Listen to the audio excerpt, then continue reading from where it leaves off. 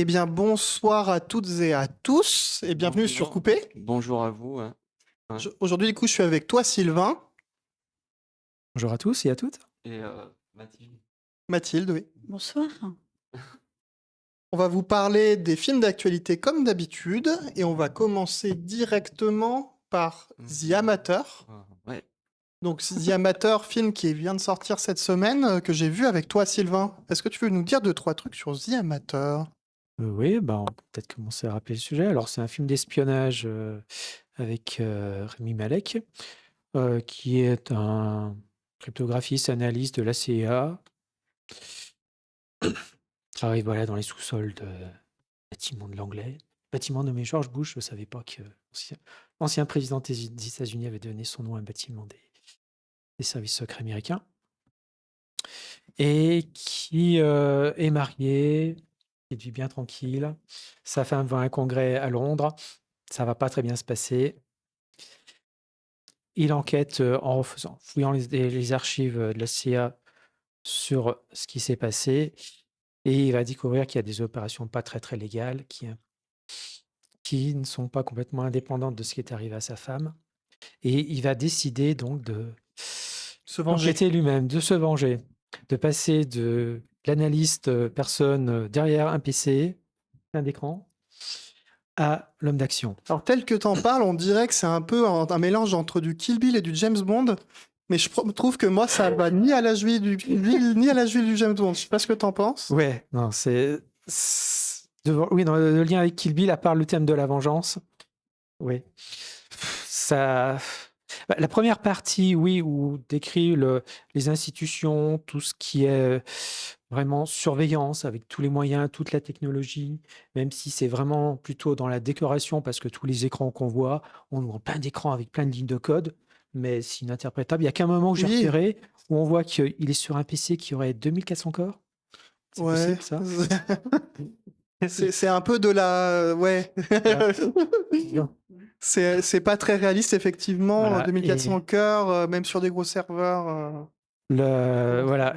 Donc après, on le voit en train de être une sorte de MacGyver surdoué, tout d'un coup, qui, après une formation très courte auprès d'un colonel Anderson incarné par Laurence Fishburne. Ouais. Je ne sais pas s'il y a un clin d'œil sur le nom, parce que quand même, Laurence Fishburne, Matrix, Morpheus, Ah bon? Anderson, Il a joué dans Matrix? il s'appelle Anderson. H-E, pas A. Mais quand même. Donc, il y a effectivement un casting avec Ouais. une personne de Matrix. Du coup, on a essayé de capitaliser peut-être un peu dessus. Mais bon, Voilà. aussi, il faut savoir que cet acteur, il est aussi très attaché à Matrix malgré tout quand on le voit. Mais c'est peut-être pour ça aussi, quoi. Je sais pas. Ouais. Que tu as peut-être fait gaffe parce que... J'ai du mal à croire que le nom, que ça soit qu'un simple... Clin d'œil, peut-être? Oui, un clin d'œil, oui, rien de plus. Mais... Ouais, je pense pas que ça aille plus Juste que loin. ça soit du hasard quand même, mais bon. Il n'y a pas trop d'éléments qui évoquent Matrix, de toute façon, dans le film. Non, Donc, non, puis même sur des scènes de combat, de baston, c'est même... En fait, ça essaye... C'est pas mauvais, mais c'est du sous John Wick. Hein. Ça essaye Dans de... Fishburne, ouais. on sent quand même qu'il est à la soixantaine. Ça essaye d'avoir un petit côté James Bond, mais qui marche pas dans le côté recherche, parce que c'est contrebalancé par l'impulsivité de son personnage principal, qui est un peu tiédasse, on va dire. Ce qui me gêne, c'est qu'on sous-entend peut-être que son manque d'expression, on nous dit voilà qu'il a un QI élevé, sa compagne l'appelle l'énigme, il comprend pas des blagues simples. Après, c'est peut-être parce que aussi c'est Rami Malek qui joue le rôle et que du coup, il faut pas aller chercher trop plus loin. Je sais pas s'ils ont pas essayé de dire oui, bon, peut-être qu'il souffrait d'Asperger ou quelque chose comme ça, de TSA. Il y a des éléments, je trouve, qui sont donnés pour aller dans ce sens, mais dans ce cas-là, mais pourquoi? C'est malaisant d'utiliser ça. Mais voilà, bon, après une première partie où il y a vraiment sur l'aspect surveillance, gadget, après, la vengeance, ça se déroule. Franchement, c'est du sous Mission Possible ou sous MacGyver. Le personnage n'est pas expressif. On sent qu'il veut pas tuer, mais en fait, il y a quand même va être un personnage féminin dans ce film. Hein. Ouais. Oui, tout à fait. C'est vraiment malaisant. Et le seul point qui pourrait être intéressant, c'est qu'on voit que c'est une directrice de la CIA qui est quand même assez consciente des... Bonjour Claire. Bonjour à tous. Bon, je ne sais pas qui c'est, mais bonjour. Oui, mais je ne connais pas cette personne ni son pseudo. Par rapport à ce qu'on dit là sur Ouais, la bande annonce déjà, ça donne pas du tout envie parce que c'est de truc très classique, histoire vraiment de vengeance. Un Ouais, mec en plus qui est un peu ridiculisé par ses collègues parce qu'il fait pas homme quoi, comme les autres. voilà. Voilà. Mais qui se venge, voilà, que ce qui pourrait être une piste intéressante, c'est voilà, dire bon, on n'est pas face à des gros bras, nous, c'est quelqu'un qui, voilà, qui fait ce qui est plus proche de l'espionnage, c'est-à-dire des moyens, de l'écoute, de la surveillance. Après, c'est pas illisible non plus, quoi. Ah non, non, Le première partie est un peu nul, vraiment, dans la façon dont elle est amenée. Mais par contre, quand ça a démarré, quoi. oui, On c'est efficace. comprend. Mais la première partie, les sujets qui sont commencés pourraient être intéressants. Et quand il y a la directrice de la CIA, on pourrait dire, voilà, sur une critique des services secrets, de voilà, l'Amérique consciente de ses responsabilités. Mais non. Et pour terminer, il y a un jeu comme ça sur l'image des services secrets, c'est que lui, à un moment, veut être formé comme un vrai espion et il nous sort tous les clichés, voilà, savoir tuer, la légende, les faux papiers, etc. Il nous sort le coup de false flag, qui est quand même un terme qui vient complotiste. Donc c'est gênant. Et puis la deuxième partie, ça se déroule, c'est divertissant, mais t'as aucun suspense en fait. Tu sais ce qui va se passer, tu as une idée à peu près qui va mourir, qui va prendre des coups. Oui, il n'y a pas énormément de trucs à dire dans le film, de toute façon, parce qu'il n'y a Non, pas beaucoup de profondeur. Le non. film, il essaye de mélanger des genres, mais il réussit pas forcément parce il a pas vraiment de personnalité. À Oui, l'image de à l'image du jeu de son acteur principal. oui, à l'image du jeu de Rami Malek, mais pour le coup, il reste, je pense, pour des gens qui veulent aller voir un film divertissant, Ouais. mais sans se prendre trop la tête, quoi. Ça va être pour ça. Et je pense qu'il y a tout un tas de films qui sont plus intéressants. Moi, à mon avis, il va être oubliable, ce film, Oui. complètement. En tout cas, il n'y a aucun article dans le positif de février ni de mars. Le positif, ouais. Ouais. Il n'y a rien en mars et rien en avril sur le film, donc à mon avis, Bah, il est sorti mercredi dernier. c'est Alors pas bon. bon signe hein, quand il n'y a pas dans les deux positifs. Enfin, pas que positif. C'est pas forcément très positif tout ça. Du coup, on va Clore pour ce film. clore ce film et on va changer. On va passer à un film que j'ai vu sans toi, mais que tu as vu aussi toi, Vincent, qui est un film qui se passe en montagne. Ce Dans... ne sera pas le seul film. Tu l'as vu toi aussi? Non, non, non, non, non, mais ça va pas être le seul film dans ce sujet qu'on va évoquer. Oui, qui se passe en montagne avec quelqu'un qui est québécois et qui quitte, ou qui est canadien en tout cas, et qui quitte le Canada pour rejoindre la France afin de devenir Enfin, berger. pas tout à fait, parce qu'il est en France et là il décide de pas revenir. Oui, Donc c'est pas tout à fait la même chose. mais il explique quand même qu'il a quitté le Canada, qu'il y reviendra pas. Ouais, mais c'est Ouais. après coup en fait qu'il Oui, décide quand il est en France. on, Au on- début, c'est pas décidé en fait. on voit qu'il est déjà en France, mais Ouais, qu'il a il aucune avait envie d'y pas. retourner. Après coup, quand il est en France, il se dit bah finalement je vais pas retourner là-bas. Et puis après, il a envie d'autre chose parce qu'il travaille dans une boîte de publicitaire qui fonctionne toujours à la pression, le rendement, tout ça. Et il veut une autre vie en fait, donc il choisit berger, sans vraiment connaître d'ailleurs le métier. D'ailleurs, il a des idées très idéalistes au départ. Puis finalement, il est confronté à la réalité qui est très différente, mais il s'y fait en fait parce que ça correspond à ce qu'il recherche en fait. Une vie qui fonctionne plus sur le temps, la durée, et non sur l'urgence de la ville, enfin tout ça. Alors, il y a clairement une romance qui a été mise dans le film par rapport à quelqu'un qui est fonctionnaire en mairie. Il va rencontrer assez vite cette fonctionnaire, où au début, ça va jouer sur le fait que lui, il arrive du Canada, mais qu'il a absolument aucun papier. Donc, il n'a pas fait de demande pour travailler en France, etc. Et du coup, le quiproquo est sur le fait que lui, il est obligé de retourner au Canada s'il voulait faire sa demande officielle. Tu vois, je pense que c'est une petite critique de l'administration qui a été faite Ouais, par sur le certaines permis de manières. travail, ouais. Voilà. Et Ouais. donc ça commence comme ça, en fait, sa rencontre avec cette femme qui va être un personnage assez important dans le film, au final. Plus tard, en fait, c'est Dans la assez deuxième fugace. partie. Au début, c'est assez fugace et en fait, on est concentré sur lui pour une bonne moitié du film. Elle intervient plus tard parce qu'il y a une relation épistolaire qui s'établit entre eux deux parce que elle est assez finalement fascinée Et bon, par bonjour, l'attitude. fils de pulpe. So- Elle est assez intéressée par l'attitude de ce jeune homme qui finalement décide de tout larguer pour commencer une nouvelle vie. Ça l'attire elle aussi finalement. Ils échangent de manière épistolaire et puis elle le rejoint à un moment donné, sans trop savoir ce qu'elle veut faire d'ailleurs. Elle lâche aussi son métier. Enfin, elle sait pas trop ce qu'elle va faire. Elle fonctionne sur cet attachement, enfin, l'intérêt qu'elle a vis-à-vis de ce jeune homme qui veut changer de vie en fait.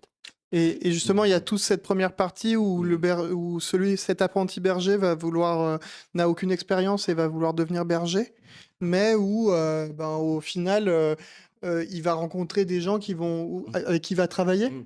et qui vont globalement être soit dans du rejet, ou il va y avoir des trucs un peu bizarres qui vont se passer avec eux dans le contexte, etc. Ben, c'est la réalité du boulot, en fait, on a oublié de dire le nom de la réalisatrice, hein, Sophie Deraspe qui a fait ce film Ouais.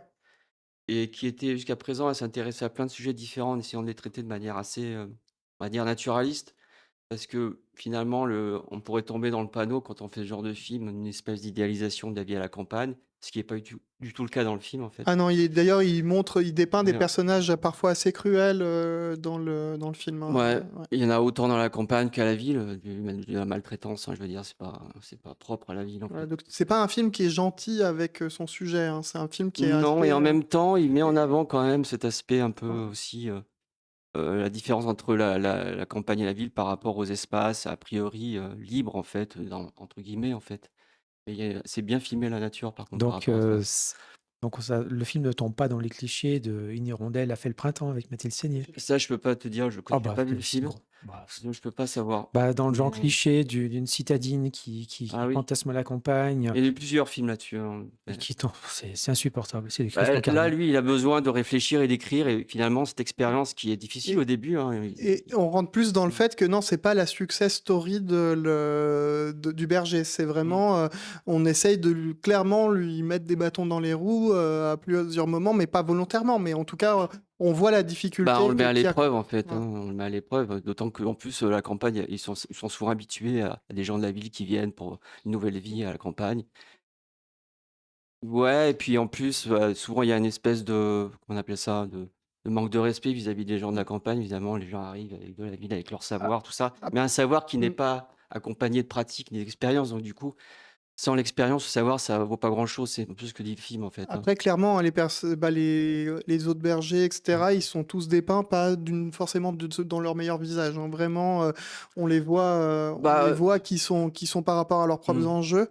On les voit, bah, ben, c'est des fois réaliste, qui. en fait, c'est réaliste, hein, Je sais pas à quel point ça l'est, mais en tout cas, ça montre quelque chose. Bah, ça montre une phase globalement sombre, hein, des personnages. Ça les montre pas sur leur meilleur jour, on va dire. Je suis Et pas tout à fait de ton avis là-dessus parce que c'est assez ambivalent, en fait, ça montre par aussi ce qui se passe par rapport à l'actualité avec des gens qui décident, au loin des politiques agricoles et puis les agriculteurs qui ont une manière de vivre qui est particulière et souvent il y a un décalage entre les 2 en fait.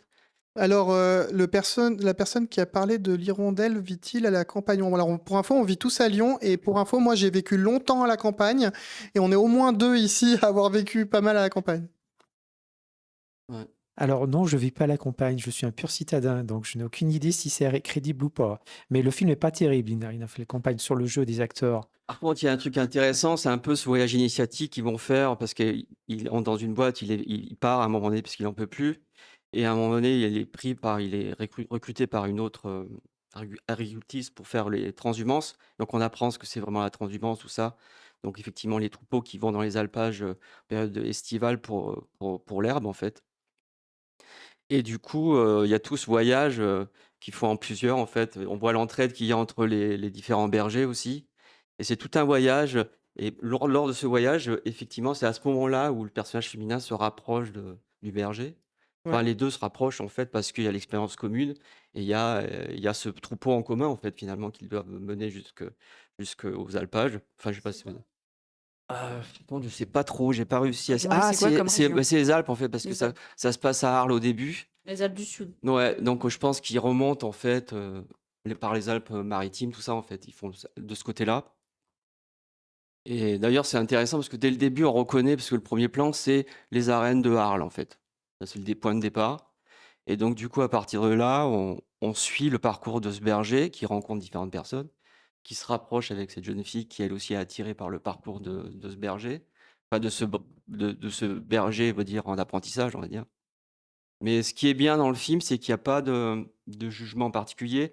Ce qui est intéressant par rapport à l'expérience que va faire le berger, c'est qu'il s'aperçoit que cette expérience, elle n'est jamais, définitive, en fait, elle est toujours en devenir.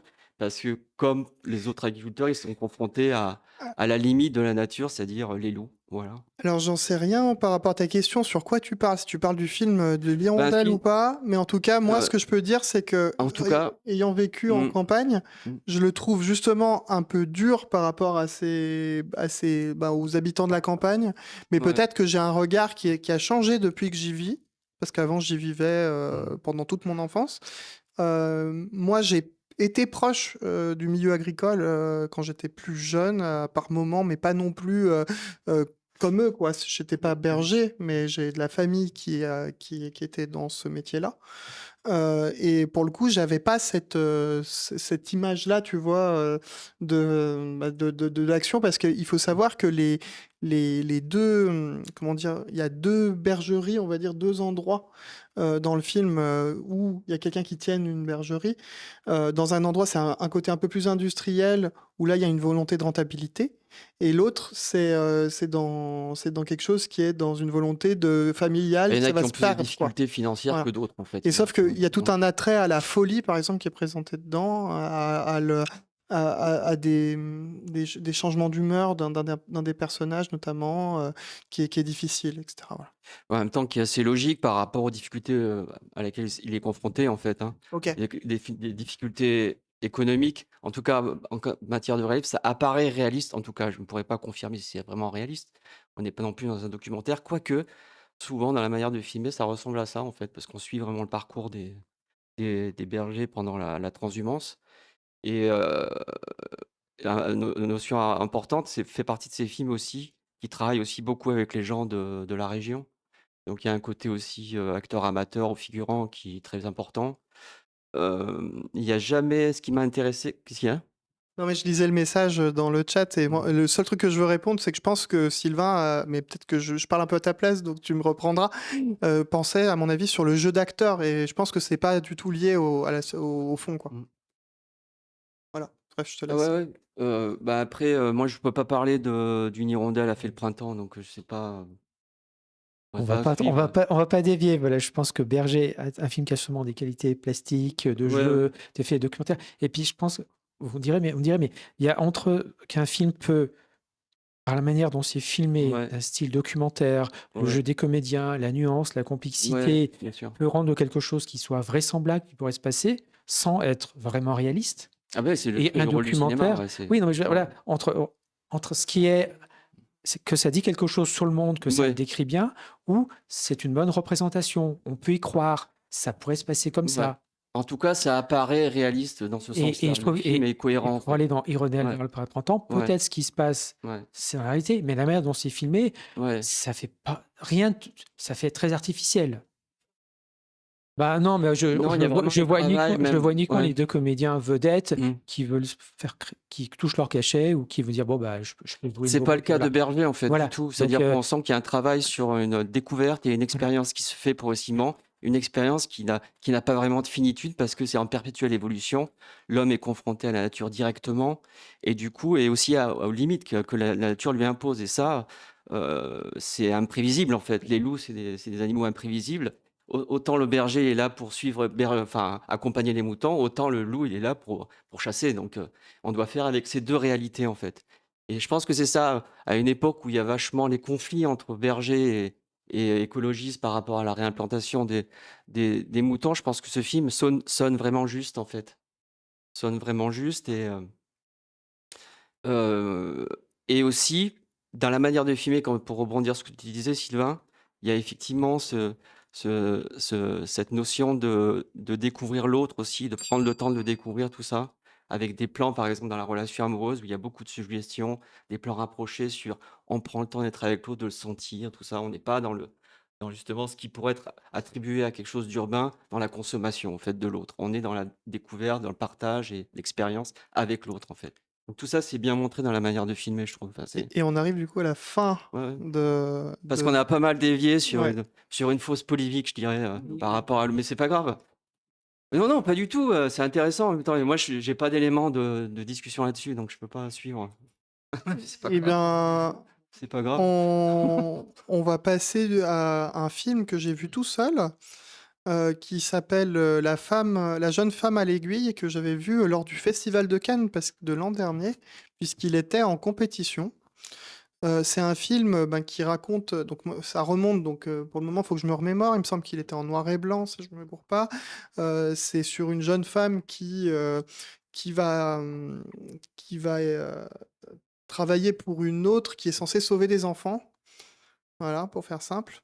Et il va se passer des trucs, j'ai pas trop envie de dire grand-chose dessus parce qu'après on va savoir un peu ce que ça veut dire, mais on se doute déjà un peu de ce qui se passe à partir du moment où cette femme, elle va vouloir recueillir cet enfant.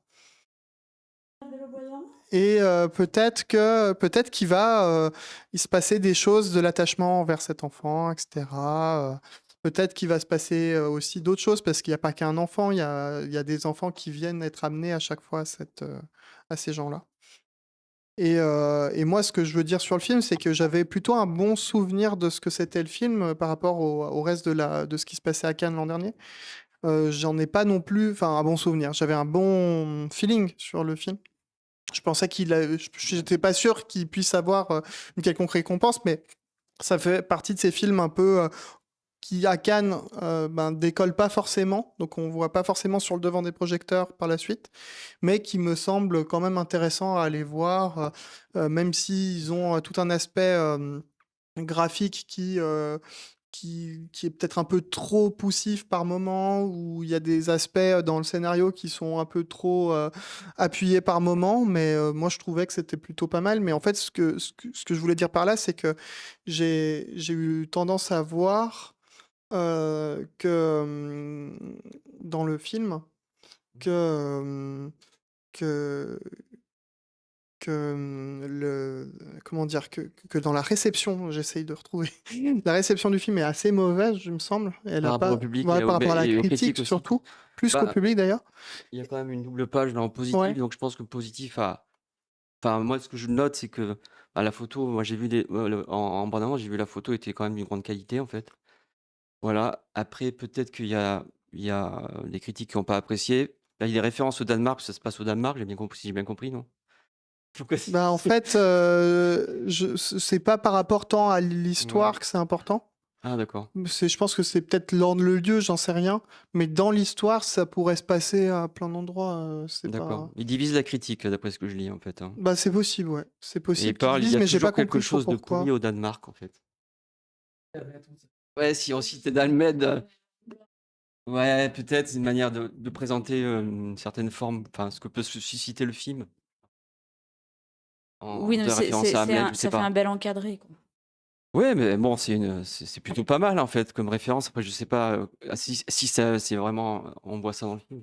Je l'ai pas vu le Ouais, film. bref, en tout cas, moi j'ai trouvé ça Ouais, plutôt bien, mieux que ce que j'ai vu dans les notes, en tout cas, dans les d'accord. notes agrégées un peu partout. Mhm. Donc moi, j'inviterais quand même les gens à jeter un coup d'œil, même si c'est clairement pas le film de l'année. Ok. Alors, j'entends film en noir et blanc, Danemark, milieu. Ça se passe. Film suédois aussi, polonais, coprod. Ouais, ça se passe quand en fait? Je sais pas. Alors, est-ce que. Alors, non. Noir et blanc, Danemark, Mhm. peut-être un peu sujet sérieux. Franchement, moi je pense tout de suite à Dreyer. Est-ce que c'est dans les références ou pas? Je sais pas. Donc, Le film ne s'assimile pas pourtant à un pastiche auquel ses hommages au père fondateur du cinéma suédois 1919, pourraient l'action. risquer de le réduire. En fait, il se limite pas à un pastiche. Enfin, je pense qu'il invente son propre style aussi, quoi. J'imagine. Enfin, c'est ce que je lis, hein. Oui, et puis elle est enceinte Mhm. aussi, cette femme, donc ça joue aussi pas mal sur ça. Et oui, oui, si je me rappelais plus de tous les éléments scénaristiques, ça fait quand même bientôt un an que je l'ai vu. Ah oui, ouais, Donc c'est un ouais, peu dur ouais. de revenir dedans, mais oui, oui, moi ça m'avait, je trouvais que ça marchait plutôt bien, même si il y avait des phases gros sabots quand même. Je trouvais que dans l'ensemble ça marche bien, Ouais. même si je sais que c'est un peu appuyé par moment, quoi. Voilà. Donc c'est pour ça, à mon avis, que c'était pas non plus par rapport au reste de la compétition, que ça n'a pas été récompensé. Pour le coup. C'est un film de Magnus von Horn, précisé en fait. Et c'est le titre, franchement. C'est le titre. La jeune femme à Parce l'aiguille. que franchement, ça fait penser à La jeune fille à la perle, le tableau de Vermeer, dont il y avait une adaptation il y a Je sais pas. 20 ans, complètement nulle avec Scarlett Johansson. Oh, c'était soporifique à souhait. Peut-être, mais je ne l'ai pas du coup. Mais en tout cas, on a largement dépassé le temps, non? Ah non, je suis à 3 minutes. C'est un film. a priori formaliste, d'après ce que dit la critique, formaliste, mais qui ne manque pas de singularité. Donc, c'est pas forcément classique en fait. Il y a quand même quelque chose de particulier au film lui-même en fait. Et moi, je Après, propose que, moi, j'ai pas grand-chose de plus à dire parce que c'est trop loin, mais je pense que c'est bien d'aller regarder, jeter un coup d'œil, et on va passer à... Alors, j'ai plus le titre en tête, Vermiligo, Vermilion ou La Vermiglio, mariée des montagnes, de Mora del Pero. et que t'as vu, Sylvain, et toi aussi, Vincent. Yep. Ouais. Bah oui, ouais, c'est un film qui dénote vraiment par rapport à l'actualité de cinéma actuelle. Actualité, oui, bien sûr. Et bon, donc ça se passe fin de la Deuxième Guerre mondiale dans le nord d'Italie. Il y a un petit village qui s'appelle Vermiglio. Ça En s'appelle le altitude. Trentin, en fait. Oui, dans la région du Trentin, Dans oui. la région du Trentin, en altitude, et ça commence en plein hiver. Oui. Ce qui est l'occasion d'ailleurs, je pense, pour préciser un peu, pour le chef de la photographie de bien entamer le choix photographique qu'il a fait par rapport au film avec ce blanc de la neige et ces personnages et ces arbres qui se dessinent quelquefois au loin. Et puis progressivement, on rentre progressivement avec la caméra dans la vie du village. Donc il y a un jeu De blanc et de bleu aussi. Ouais, Une de forte bleu, ouais, c'est ça. Ouais. de nuance de bleu Ouais, c'est ça. et pas de couleur rouge qui... Tout est saturé en fait, tout Voilà. est désaturé. Donc après, c'est l'impression qu'on est dans du noir et blanc, mais en fait, non, il y a quand même de la couleur. Alors, C'est ça qui est... il y a quelques... Disons Ouais. que ça s'oppose un peu au titre, Ouais. Vermiglio qui est vermillon, Ouais, italien. le rouge, Donc vermillon. le rouge Ouais, ouais. qui est peu présent, mais sera présent un petit peu dans le film sans en dire plus. Ouais, et puis ce qui est intéressant, c'est qu'on rentre dans la vie de ce village, comme rentrent ces deux soldats déserteurs, en fait, deux soldats siciliens. Enfin, il y en a un sicilien et un qui est fils d'une des personnes qui vit dans le village et qui se réfugient tous les deux dans le village. Et à partir de ce moment-là, on rentre dans la vie du village avec le personnage de cet instituteur et sa grande famille et le curé, qui sont visiblement les deux intellectuels du village. A priori, c'est les seuls Le qui ont curé un est peu peu un présent savoir, en quand fait. il est quand même peu présent. C'est surtout Ouais, l'instituteur, non, une sorte plus que de père de famille, hein. Il y a quand même un côté très patriarcal. très patriarcal, qui Ouais. garde des secrets et en même temps qui transmet son savoir, mais en Oui. étant très sophiste aussi, très reclus dans sa propre réalité et sa vision du monde, qui n'est pas très généreux. Et le curé, c'est un peu pareil, hein, c'est quelqu'un qui dispose d'un certain savoir, mais qui ne distille que ce qu'il veut bien aux autres, en fait. Enfin, c'est vraiment... voilà, c'est ça. Donc on sent qu'il y a une séparation entre ces deux personnages et le reste du village, enfin, qui est quand même frappé par l'illettrisme beaucoup, parce que justement l'instituteur donne des cours du soir aux adultes qui veulent bien apprendre à lire et à écrire. Mais alors, moi, ce que je trouve, il y a à peu près deux parties dans le film. Il y a la première où vraiment il y a la mise en place du Ouais. décor, des différents personnages, de la famille nombreuse, le bébé qui pleure tout le temps, qu'on comprendra après pourquoi que ça a du sens.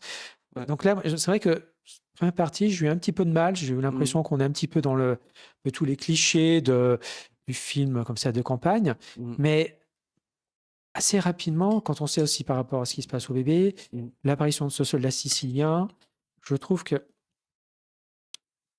ça gagne vraiment en complexité quand on voit, par exemple, sur l'instituteur, qui à la fois est dans la transmission.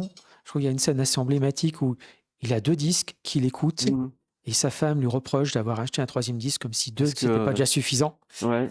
Et il y a quand même des bouches à nourrir. Donc. Voilà, non mais c'est ça, entre la culture, la finance, et je trouve que voilà, il y a cette tension entre ces choses-là, cette complexité comme ça de relations sociales, du contrainte plus physique, l'hiver. Il y a grande présence de la religion aussi. Oui, mais que la culture essaye, qui est très présente, mais voilà, qu'il y a ouverture à la culture qui aura du mal. Mais voilà, on sent qu'il veut écouter de la musique, et je trouve que ce qui fait le lien avec la musique, il y a un bon nombre de scènes où on commence à entendre la musique sans savoir si c'est diégétique ou extra-diégétique. Et après, on sent que on perçoit que c'est en fait je trouve le terme c'est pas un électrophone, c'est le gramophone. La mécanique avec la fleur, pour lire le disque. Voilà. Ouais. Gramophone, oui, je crois que c'est ça, voilà. et comme ça, qui va passer en fait d'extra-diégétique à diégétique et en même temps qui repasse après sur d'autres scènes, qui fait le lien entre les différents personnages. On voit comme ça cette Mmh. circulation qui essaye de la culture, mais qui se rencontrer à plein de difficultés. En même temps, il est vachement dans la rétention, c'est-à-dire Oui, oui, qu'en oui. plus, il se donne le droit, un peu comme un patriarche Oui, omnipotent, de- à dire lui, on choisit la personne, toi, tu as le oui, droit de oui, c'est savoir et c'est toi ce que pas. j'allais Donc, venir. c'est super, c'est C'est super ça, dur, j'allais en dire. fait, Oui, parce oui, que c'est on ce que sent que c'est vraiment un monde dominé par les hommes, en fait, Oui. énormément, et Mais, que les femmes font le ménage, la bouffe et tout, quoi. mais avec quand C'est même, comme ça. elles essayent quand même de. On sent que Mm.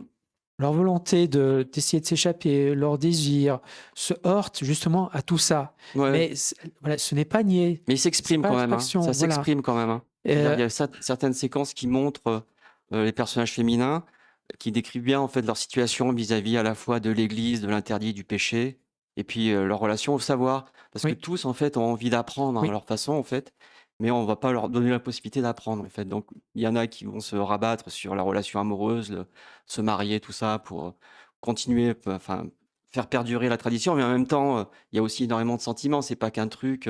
Par exemple, il y a un mariage dans le film, Oui, et on sent oui, vraiment qu'il y a vraiment un sentiment amoureux qui est naissant, oui. notamment aussi dans la manière de comment le jeune soldat sicilien suit les cours du soir à un Oui, moment donné pour pouvoir exprimer son amour oui. sous forme d'un billet doux à la jeune fille de l'instituteur dont il est tombé amoureux en fait. Donc il y a quand même quelque chose de très, très romantique en fait, même s'il y a énormément de misère en fait et de Et puis dans pauvreté. Oui, dans oui. les décors, dans le Ouais, jeu, même plus à la fin, il y a une scène avec une cascade, ouais, sans en dire ouais, plus, ouais. qui est qui est un point important dans l'évolution d'un des Par personnages. rapport à l'émergence des sentiments, tu veux dire? Non, non, Ouais. dans le passer une certaine épreuve, D'accord, ok, la scène à d'accord. la Le cascade à la tumulte, fin. en fait, ok. D'accord. Voilà. Mais en fait, Et le rôle du frère. ils essayent de s'extirper aussi. Ce qui est particulier quand même dans le film, c'est qu'on est en Italie, mais on a l'impression d'être dans un truc complètement intemporel, Oui, tellement tout est loin, en fait, et que ce village, finalement, ne fonctionne que sur lui-même, en fait, en espèce de, comme tu disais, sur les formes de cercle, en fait, et qu'il est séparé du monde, quasiment, en fait. Voilà. et sur ça, ça m'a fait un peu penser au dernier Malik, Une vie cachée, Mm. où on se retrouve comme ça, mais à peu près même époque, Seconde Guerre mondiale, des Mm. montagnes. Alors le Malik, c'était en Allemagne ou en Autriche. Là, on est dans l'Italie, où la guerre est assez loin.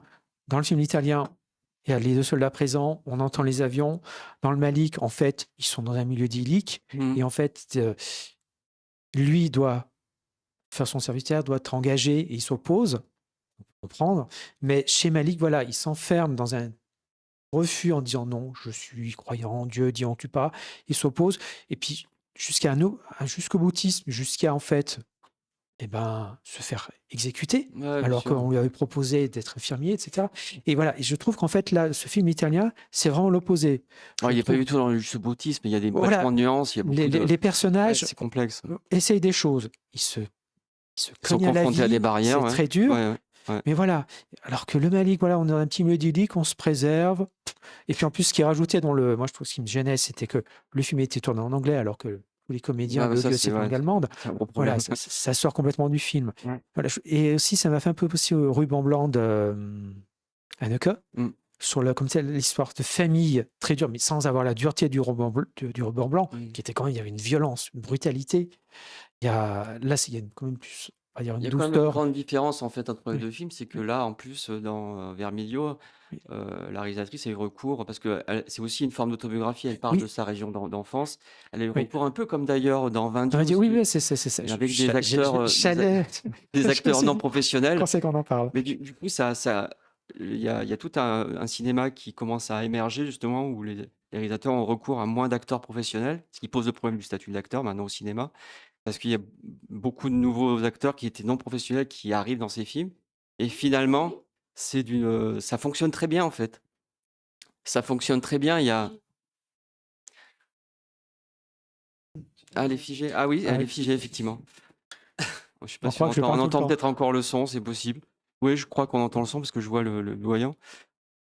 Ouais, elle s'est bloquée. Mais donc du coup, ça fonctionne bien avec, il y a une excellente direction d'acteur à ce Oui, niveau-là. oui, oui, oui, Je pense peut-être ça fonctionne bien parce qu'elle connaît cette région, vu oui, qu'elle comme parle dans d'une 20 partie de Dieu, son enfance. voilà, Ouais. une région qu'elle connaît. Donc il y a cette espèce de rapport entre réalisme et en même temps structure fictionnelle en fait, proprement dit liées au cinéma et aussi à créer un questionnement par rapport à ce qui est montré, en fait. Donc, on n'est pas non plus dans le cinéma vérité, je Non, pense pas du pas, tout, pas du parce qu'il tout. y a vraiment une recherche de se détacher aussi, de la réalité par ce choix photographique notamment, qui m'a fait penser un peu à des Bruegel aussi au niveau des tableaux, en fait. D'accord. C'est avec ce blanc et puis, il y a un tableau de Bruegel comme ça, il y a la Blanc neige et bleu, puis les blanc personnages qui sont bleu. comme des ombres. Enfin et je trouve que c'est vraiment un film à voir parce qu'il, Ouais. on pourrait lui reprocher la longueur peut-être, mais pas vraiment parce Il que fait les même pas, 2 heures il fait 2 pas heures 2 heures. Non, 2 non, heures. franchement, moi, Mais bon, je trouve, moi, je les ai pas sentis passer. Bon, il y a la mise en place est un petit peu ouais, peut-être longue, mais ouais, après, il y a suffisamment comme ça de péripéties. Et puis, c'est un film choral. Vraiment, toute ouais. la famille, les sœurs, le Le frère. personnage de Lucia est T'es- vraiment étonnant. Enfin, le Oui, Lucia qui vit aussi après la rupture, il y a tout un truc, oui, un drame qui se produit et elle le joue très bien, quoi. Il y a une espèce de mutisme qui se crée, un choc, quoi, complètement paralysée par le drame qui est arrivé oui. et non, tout ça, ça sonne juste, en fait. Et ça Quasi- on pourrait faire des références à Zola plus ou moins, mais sur Oui, certains trucs, ouais, cela, on d'accord, peut oui. un peu, mais en même temps, ça s'échappe de ça par un choix esthétique vraiment réel, en fait. Un choix esthétique qui consiste à parler aussi du silence qui règne aussi entre les gens aussi. Il y a de la Oui, parole, mais on ne parle qu'à vraiment oui. à des moments précis, en fait. Et le reste du temps, il y a beaucoup de choses qui sont suggérées par la mise en scène, les rapports entre les Oui. personnages, dans une situation silencieuse, en fait. Il y a Oui, pas de oui, il y a beaucoup de ouais. choses très suggérées, Ouais, de ouais, choses très limite suggéré, presque ouais, tabous, ouais, de une fille derrière un ouais, placard. ouais. Et on devine tout de suite, enfin, c'est Voilà, implicite, on sait ce qui se passe, enfin voilà, voilà, du entre désir deux, frustré, enfin, de relations entre deux filles, de choses qu'on s'attendrait peut-être pas, qui se passeront pas entre ces deux filles. ouais, et puis Voilà, surtout, il y avait entre ces deux filles et puis les trois filles de la famille où oui, finalement il y en a une qui est choisie, l'autre que bah, elle n'est pas choisie, elle n'aura pas le droit à prendre parce il y a pas assez d'argent pour ça, et l'autre qui est arrivée avant, donc de toute façon, le problème est réglé. Et pourtant, qui sait lire et écrire, elle par oui, contre, hein, oui, Lucia, elle sait lire et écrire, donc elle a les capacités vraiment de pouvoir faire des études, mais non, ça n'a pas été possible. voilà. Mm. Voilà. Donc, c'est un film qui est sorti il y a un mois, mais il passe encore dans quelques salles à Lyon, Ouais, même chez UGC. Mais il est ouais. encore au Comédia Une aussi. Non, séance, pas ouais. au Comédia, non, Cinéma Lumière. Ouais. Non, Cinéma Lumière, Cinéma effectivement, ouais. Lumière. Et UGC, une UGC. séance encore le Ouais. soir, lundi et mardi. Je sais pas s'ils le garderont encore, ça m'étonnerait. Voilà, bah, il est sorti le 19 mars, je crois. Ça fait Donc 3 semaines déjà, ouais. il a bien résisté, hein. Oui. Vu l'avalanche de sorties, hein, c'est plutôt pas mal. Ça veut dire que ça montre il a un potentiel réel, en fait, en termes de qualité.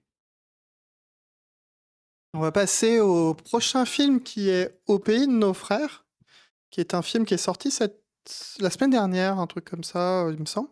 Film iranien qui raconte l'histoire en fait de ces familles en fait qui partaient de l'Afghanistan dans les années 2000 à peu près pour rejoindre l'Iran entre autres. Et c'est ça le fameux pays de leurs frères, c'est l'Iran en l'occurrence, qui rejoignent parce que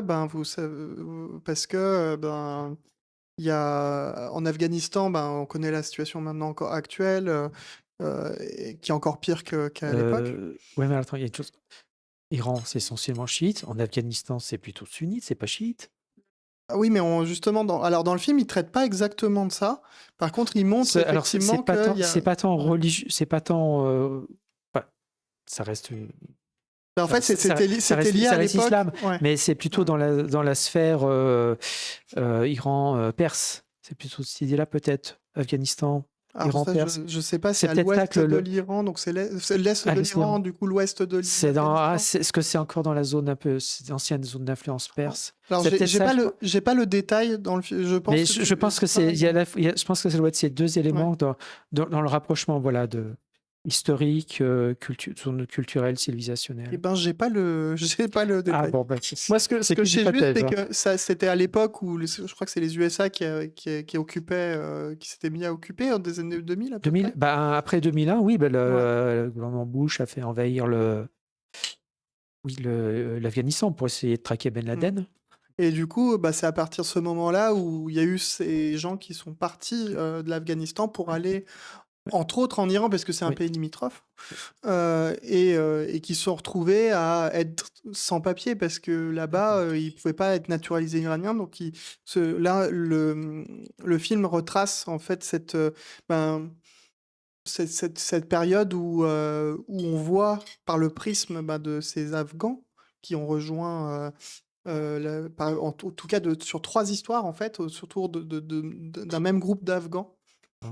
Donc la première histoire, elle est proche des années 2000, où on a un jeune homme qui fait des études, du coup en Iran, tout en étant afghan, et qui a Iran, majorité chiite, l'Afghanistan, majorité sunnite, c'est possible, oui, j'ai pas le détail, je te crois. Et du coup, il va se retrouver par être un peu la cible des policiers dans la première partie. Donc il va essayer d'éviter les conflits, mais il les rattrape un peu. Donc ça, c'est la première partie. La deuxième partie, c'est sur la fille qu'on voit dans l'affiche d'ailleurs. Ouais, mais je te crois. C'est ce qu'on voit dans l'affiche, la fille qu'on voit dans l'affiche. C'est sur ce personnage-là qui a D'accord. grandi, et c'est 10 ans plus tard, et qui vit avec son mari. Et ce qu'on voit au tout début de cette deuxième histoire, c'est que son mari meurt d'une maladie. Et elle travaille toujours sans papier, pour une famille un peu bourgeoise en Iran, en gros. Donc ça, on a tous cette Dans ce trame-là. contexte social. Voilà. Et la troisième partie, elle est encore 10 ans plus tard, donc là c'est vers le Covid à peu près. D'accord. Pardon, 10 ans plus tard, excuse-moi. Ouais. Donc ça fait 10 ans, 10 ans, 10 ans, ouais. 10 ans plus tard. Donc D'accord. là, on revient au le Covid qu'on a connu. Donc là, on voit encore tout le monde avec les masques et tout dans le film. Et là, on apprend dans cette partie-là que ceux qui sont restés suffisamment longtemps vont pouvoir être naturalisés. Donc ça concerne des gens, en l'occurrence, qui ont vécu leur vie en Iran. Et on va découvrir aussi d'autres choses un peu plus sombres, mais j'ai pas envie de donner tout un tas de détails, mais voilà. D'accord. Moi, j'ai trouvé que la deuxième histoire était la plus prenante, et peut-être la plus dure aussi. La D'accord. troisième, elle est ce qui est intéressant, mais j'ai pas trop envie d'aller dans le détail dedans, mais ce qui est intéressant, c'est la manière dont elle se conclut, surtout. Et la première, je trouve, c'est la plus brouillonne, mais peut-être parce que je suis pas assez rentré dedans. Voilà. Le film, je pense que il a vu comme beaucoup de films qui ont plusieurs parties, il a quand même des défauts, quoi. C'est les mêmes personnages? Alors, en Ou c'est fait, des histoires c'est similaires? c'est des personnages c'est des personnes qui se connaissent, et on va faire le point de vue sur eux. Ah, ok. Et on sait qu'ils se connaissent, mais on va pas forcément revoir tous les personnages ensemble à chaque fois. Je sais pas si c'est clair, mais ça fait. On Non, peut mais ça avoir fait l'impression que c'est 3 histoires, mais en fait, Ah c'est ouais, bien, parce elles que sont bien, ça elles fait sont bien connectées. penser à Le Diable n'existe pas, tu sais, le Rasoulov, Et où il y avait 4 ben, histoires différentes, je crois. Non, c'est possible, mais tu t'en rappelles plus? je me rappelle que des bribes du film, donc j'ai pas le détail, mais en tout cas, je trouve ça intéressant, même si, comme beaucoup de films qui ont soit des chapitres, soit plusieurs histoires, il y en a une des fois qui va un peu au-dessus, et je trouve que c'est la deuxième qui est plus marquante que les autres, même si le sujet est un peu lourd, quoi, forcément. Ce qui se passe, on est quand même dans un contexte iranien qui reçoit des Afghans. Du coup, on sent la méfiance. Et si en plus ils sont pas de même obédience, c'est effectivement compliqué. Ça doit pas aider, mais ils en parlent pas trop.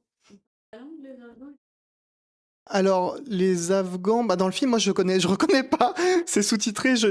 On fait pas le point dessus, sauf Ouais. peut-être un peu sur la dernière histoire, pour le coup. Mais pas sur les 2 premières. Donc, mais sauf que c'est tard la dernière histoire, donc. Ouais.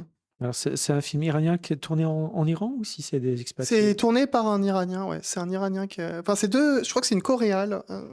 J'ai pas le. En Iran ou si c'est des expatriés comme Je pense que Tatami c'est en Iran. ou les Lolita à Téhéran, c'est tous des expatriés? Parce que C'est une bonne question de si c'est tourné en Iran directement. Est-ce que les périodes qui se passent dans les années 2000 se sont tournées... ça n'a pas été un film tourné sur 30 ans? Non, non, je pense C'est- pas, hein.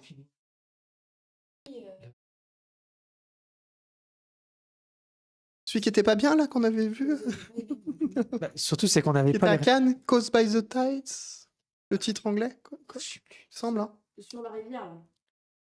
Du réalisateur de A Touch of Sin, de... C'est bien Caused by the Tides, le titre anglais. Je me rappelle Les Feux plus. Sauvages? Ouais. Voilà. Ouais, c'est ça. C'est le Oui, titre français, c'est Feu sauvage, oui, mais c'est- moi, le titre que j'avais vu, c'était. oui, oui, oui. Qui est effectivement très brouillon. Là, c'est pas brouillon comme film à côté, hein. Vraiment pas. D'accord, oui, non, parce que là, le cinéaste chinois, lui, récupérait des rushs, des éléments qu'il avait tournés sur 20 ans. Oui, donc voilà. C'est ça. Et qui se termine sur une période Covid aussi. Bref, je retrouverai peut-être pas facilement l'information. C'est un petit film, il n'est pas passé dans beaucoup de salles. Je pense que c'est toujours bien de regarder des films comme ça. Donc, c'est réalisé Oui, par, c'est- par Ali-Reza Ghazemi, donc je le dis sans doute très mal, et Ra Amir Fazli. Je le dis très mal. Donc, on va passer au film suivant. Passer au film suivant. Donc, film suivant qui est un film là de Serra, d'Albert Serra. Donc, deux salles, deux ambiances, on change complètement d'endroit. On Ouais, part en Espagne on était en Afghanistan, on part en Espagne. et avec Ouais. donc un film sur la tauromachie qui s'appelle Tardes de Soledad. Donc, vraiment rien à voir, quoi. Une après-midi de solitude, en fait. Voilà. Ouais. Et donc, Serra qui avait fait, il y a quelques années, Pacifiction, et qui avait fait des choses sur la mort de Louis XIV, des Ouais, choses comme ça. beaucoup de cinéma lié à la mort. D'ailleurs, il attribue souvent, au vu de ce... Hein? Ouais, c'est le même, en fait, ouais. Qui fait Pacifiction ouais. avec. Ouais. Mince, comment il s'appelle? Magimel. Benoît Magimel, c'est Benoît le même Magimel. réalisateur qui a fait le film sur la mort de Louis XIV. C'est ça, ouais. c'est Je le même. confonds le film avec. Mince, comment il s'appelle celui qui a joué Antoine Douanel? C'est Jean-Pierre Léo? Jean-Pierre Léo, ouais. C'est le même réalisateur? Ouais. Ouais, D'accord. Ah ouais, ouais. j'ai l'impression. C'est vraiment deux projets qui n'ont rien à voir. Et donc là, il fait un Tu film veux sur dire la tour. Pacifiction, tout ça? Ouais, bah en fait, ouais, parce qu'il est d'origine Catalogne, en fait. Il est espagnol. Ouais, non, mais c'est trois sujets, on ne peut plus différents. Pas forcément, parce qu'il est toujours en relation avec la mort dans ses films, qui est très présente. D'ailleurs, même que le travail du cinéma est un travail sur la mort, parce que tout ce qu'on voit est quelque chose de passé qui n'existe plus, en fait. Donc, du coup, tous ces films sont un peu liés à ça, en fait. Et d'ailleurs, ça s'illustre bien dans le film. Donc, le film, c'est. Hum. Il filme un matador, c'est ça? Bah, en fait, il a suivi pendant 2 ans un matador péruvien qui est naturalisé espagnol parce il est né effectivement au Pérou, mais il a vécu le 3/4 de sa vie en Espagne, dans un milieu où on travaillait déjà dans la tauromachie, en fait. Je crois que son père était impresario de toreros. Et donc il choisit ce sujet-là parce que a priori, il se disait, c'est un sujet tellement absolu et anachronique que ça l'intéressait, en fait, par rapport à ça. De prendre ce risque, justement, peut-être être complètement anachronique lui-même en tant que réalisateur. Mais bon, c'est peut-être ça l'enjeu même du cinéma, c'est souvent de choisir des sujets, d'aller jusqu'au bout d'un truc. Et quelquefois, ça peut nous tuer parce qu'il y a des films qui marchent pas. Et Et en donc plus, il y a la prise de risque importante, en fait. Puis en plus, c'est un film, c'est un sujet qui est un peu sensible parce que. Ouais, c'est assez polémique parce que Voilà. en Espagne, en Catalogne, ça a été interdit la corrida déjà, Ouais. et dans d'autres États régions de l'Espagne, c'est en discussion parce que effectivement maintenant on a une sensibilité par rapport à la souffrance animale du taureau notamment. Surtout la mise à mort en public. Oui, en et puis plus. c'est un spectacle qui est très archaïque, c'est les arènes, ça nous renvoie aussi aux gladiateurs romains. Enfin, c'est un rapport au jeu, en fait, ou au spectacle qui est très ancestral et très ancien et complètement anachronique aujourd'hui, on va dire. Et justement, c'est ça justement qui l'a intéressé, Albert Serra, parce que pendant 2 ans, il a suivi pendant plusieurs corridas, parce qu'il y a 200 heures de rush, en fait. Il a filmé 200 heures de corrida et de préparation de corrida, notamment auprès de ce taureau qui s'appelle Andrés Lorcarré, je crois, c'est ça. Qui est très connu maintenant parce qu'il est connu pour prendre énormément de risques et justement, quand il reçoit des coups, il revient pour se battre contre le taureau. Donc, pour les spécialistes, c'est quelqu'un qui est extrêmement valeureux, tout ça. Et ce qui est intéressant dans le film, c'est qu'il y a à la fois des argumentaires pour ceux qui sont contre, pour ceux qui sont pour, en fait. C'est-à-dire qu'il prend pas position. Et il montre, en fait, c'est ça? Il montre. Ben, la particularité du film, c'est un truc qui n'était pas possible il y a des années sans le numérique. En fait, maintenant, avec le numérique, on peut filmer de près. Il a utilisé les micro-cravates. Enfin, on filme de près tout. Donc, finalement, ce qui est intéressant, c'est qu'on ne voit pas le public, quasiment pas. On est filmé, le film, les 3/4 du film sont filmés au plus près du torero. Sa relation avec le taureau, cette espèce de danse de mort, en fait, hein, tout simplement. Une espèce où on essaye de tromper la mort, en fait, une espèce de ces revers de cape, tout ça. Et l'épuisement du taureau parce qu'il est durement, comment dire, attaqué le taureau. Je veux dire, une corrida, ça dure environ 1 heure et c'est une agonie de taureau parce qu'on commence par lui piquer le dos avec les picaros.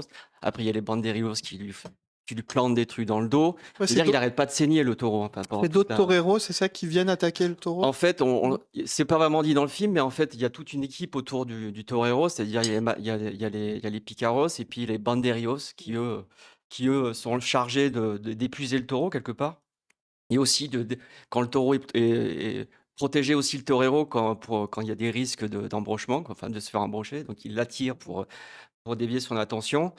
Ce qui est intéressant, c'est de voir justement ces passages où on voit le taureau qui est complètement HS, quoi, mais qui continue quand même. Il y a une espèce d'énergie de vie chez le taureau qui est absolument extraordinaire.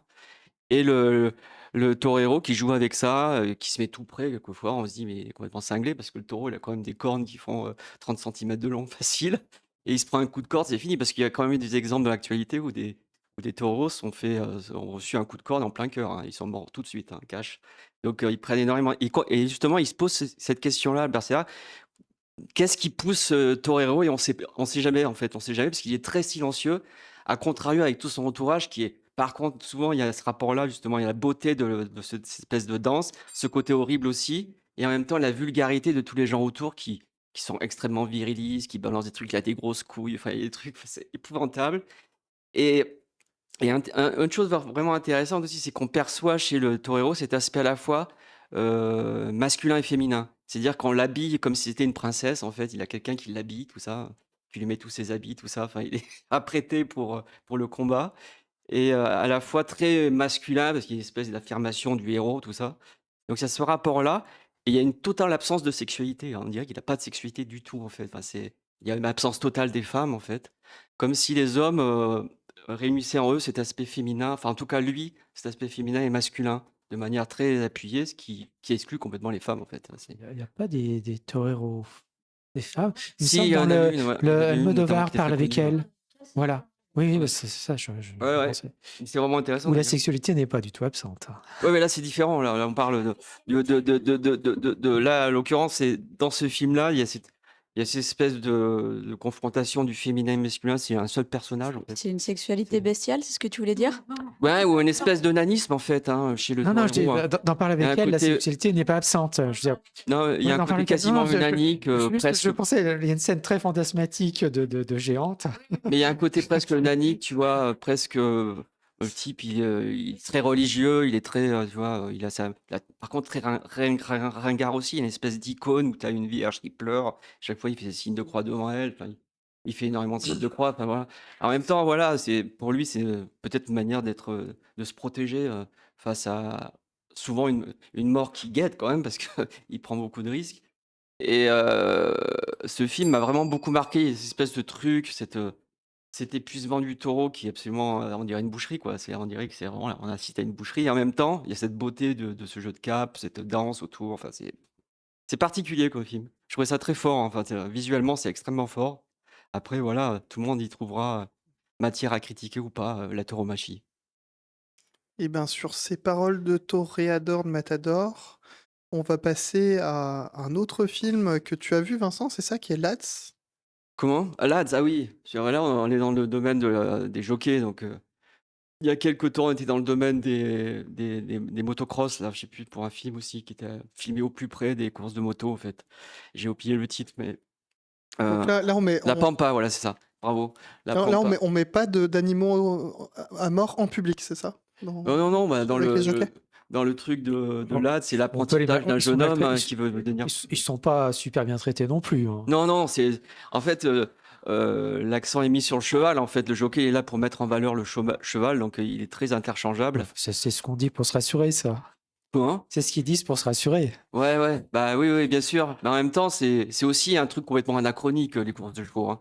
Un peu comme la tauromachie, je veux dire, il est quand même clairement dit dans le film que souvent les écuries survivent parce que tu as l'argent du Qatar ou parce qu'ils ont des chevaux, donc ils donnent de l'argent pour les courses.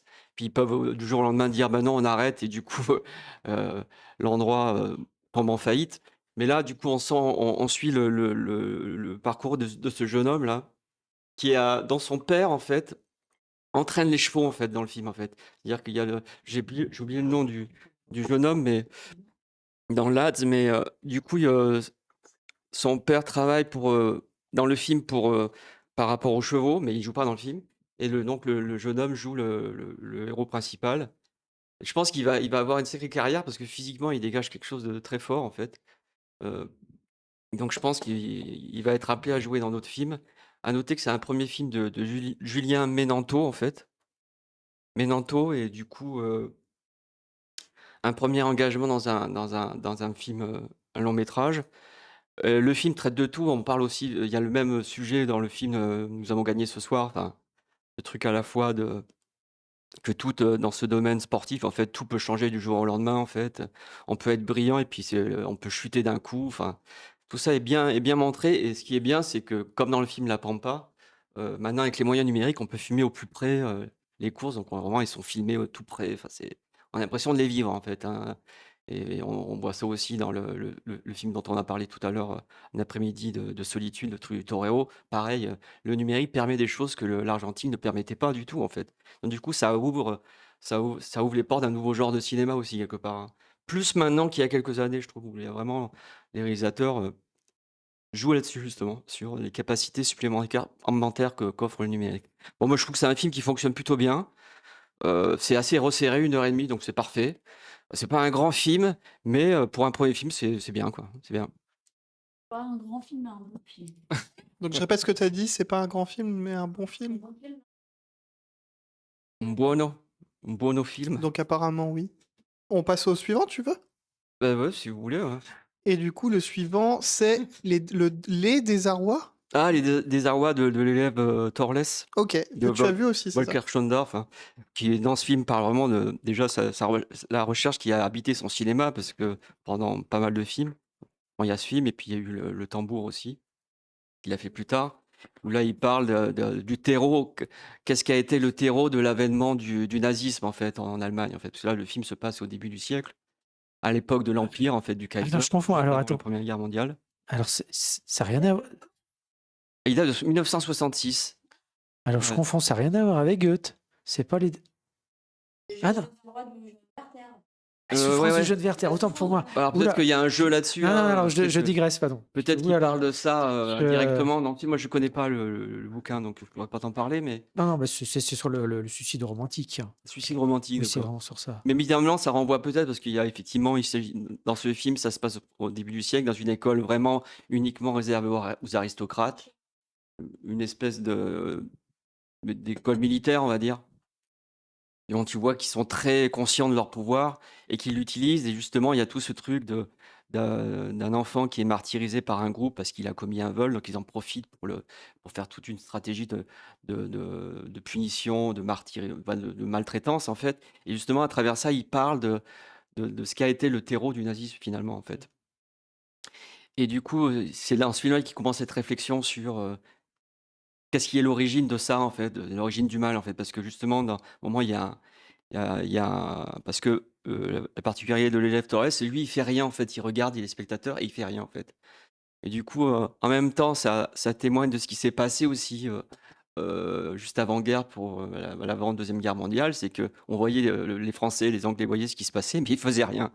Donc du coup, il se retrouve dans cette position-là, l'élève Torres, finalement. Et à la fin, il y a cette longue tirade devant les professeurs où il dit, en fait, l'homme est capable de tout. C'est un mélange de bien et de mal, mais finalement, tout va dépendre de ses choix et il peut aller très loin. Et donc, du coup, déjà, on a l'idée de ce que va être le nazisme. En fait, on va très, très loin dans l'horreur.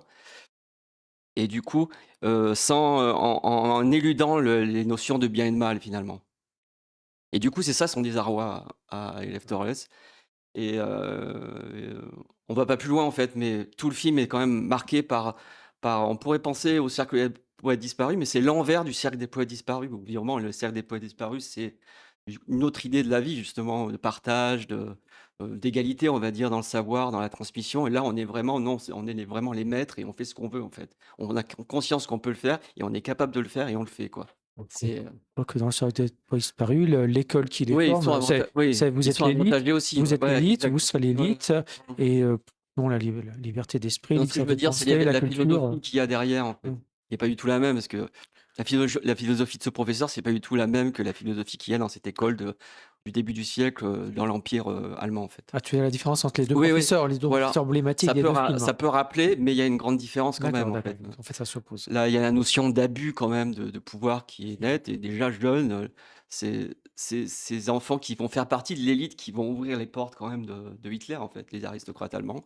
C'est quand même eux qui vont permettre à Hitler Plus de voir ce qu'ils veulent. plus la ce qu'ils grande veulent. bourgeoisie. Plus la grande Ah, il y bourgeoisie a beaucoup industrielle. on voit ça dans ah, la, j'ai oublié le titre de Visconti, là, le film de Ah, Visconti, c'est les damnés? Les Damnés, ça. On Oui. voit ça clairement, effectivement, la haute bourgeoisie, mais aussi l'aristocratie qui était en fin de parcours, mais qui a encore vachement de pouvoir dans l'armée, en fait, notamment.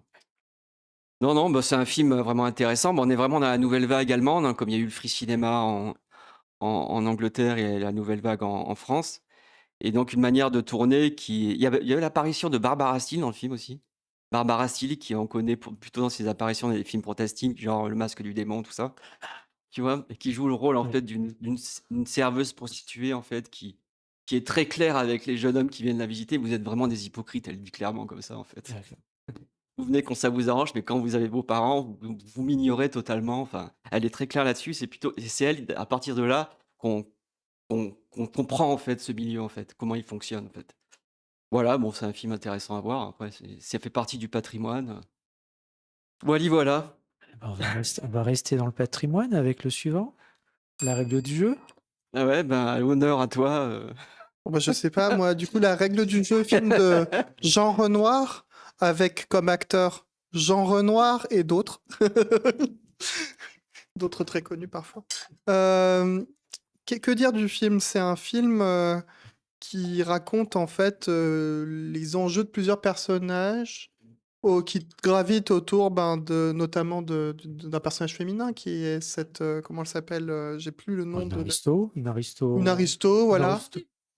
Une bourgeoise, ouais, peut-être plus. Elle, Ouais, elle je sais c'est pas. une aristo Ah oui, allemande, ok, autrichienne. c'est possible. En tout cas, elle a, Voilà. elle a pas l'accent. Elle a pas l'accent.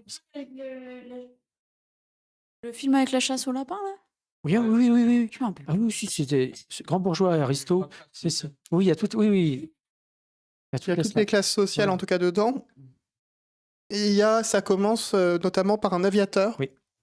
qui revient de son, je sais pas, d'un exploit. d'un exploit, on va dire, et qui donne un message comme quoi qu'il est extrêmement déçu, on va dire,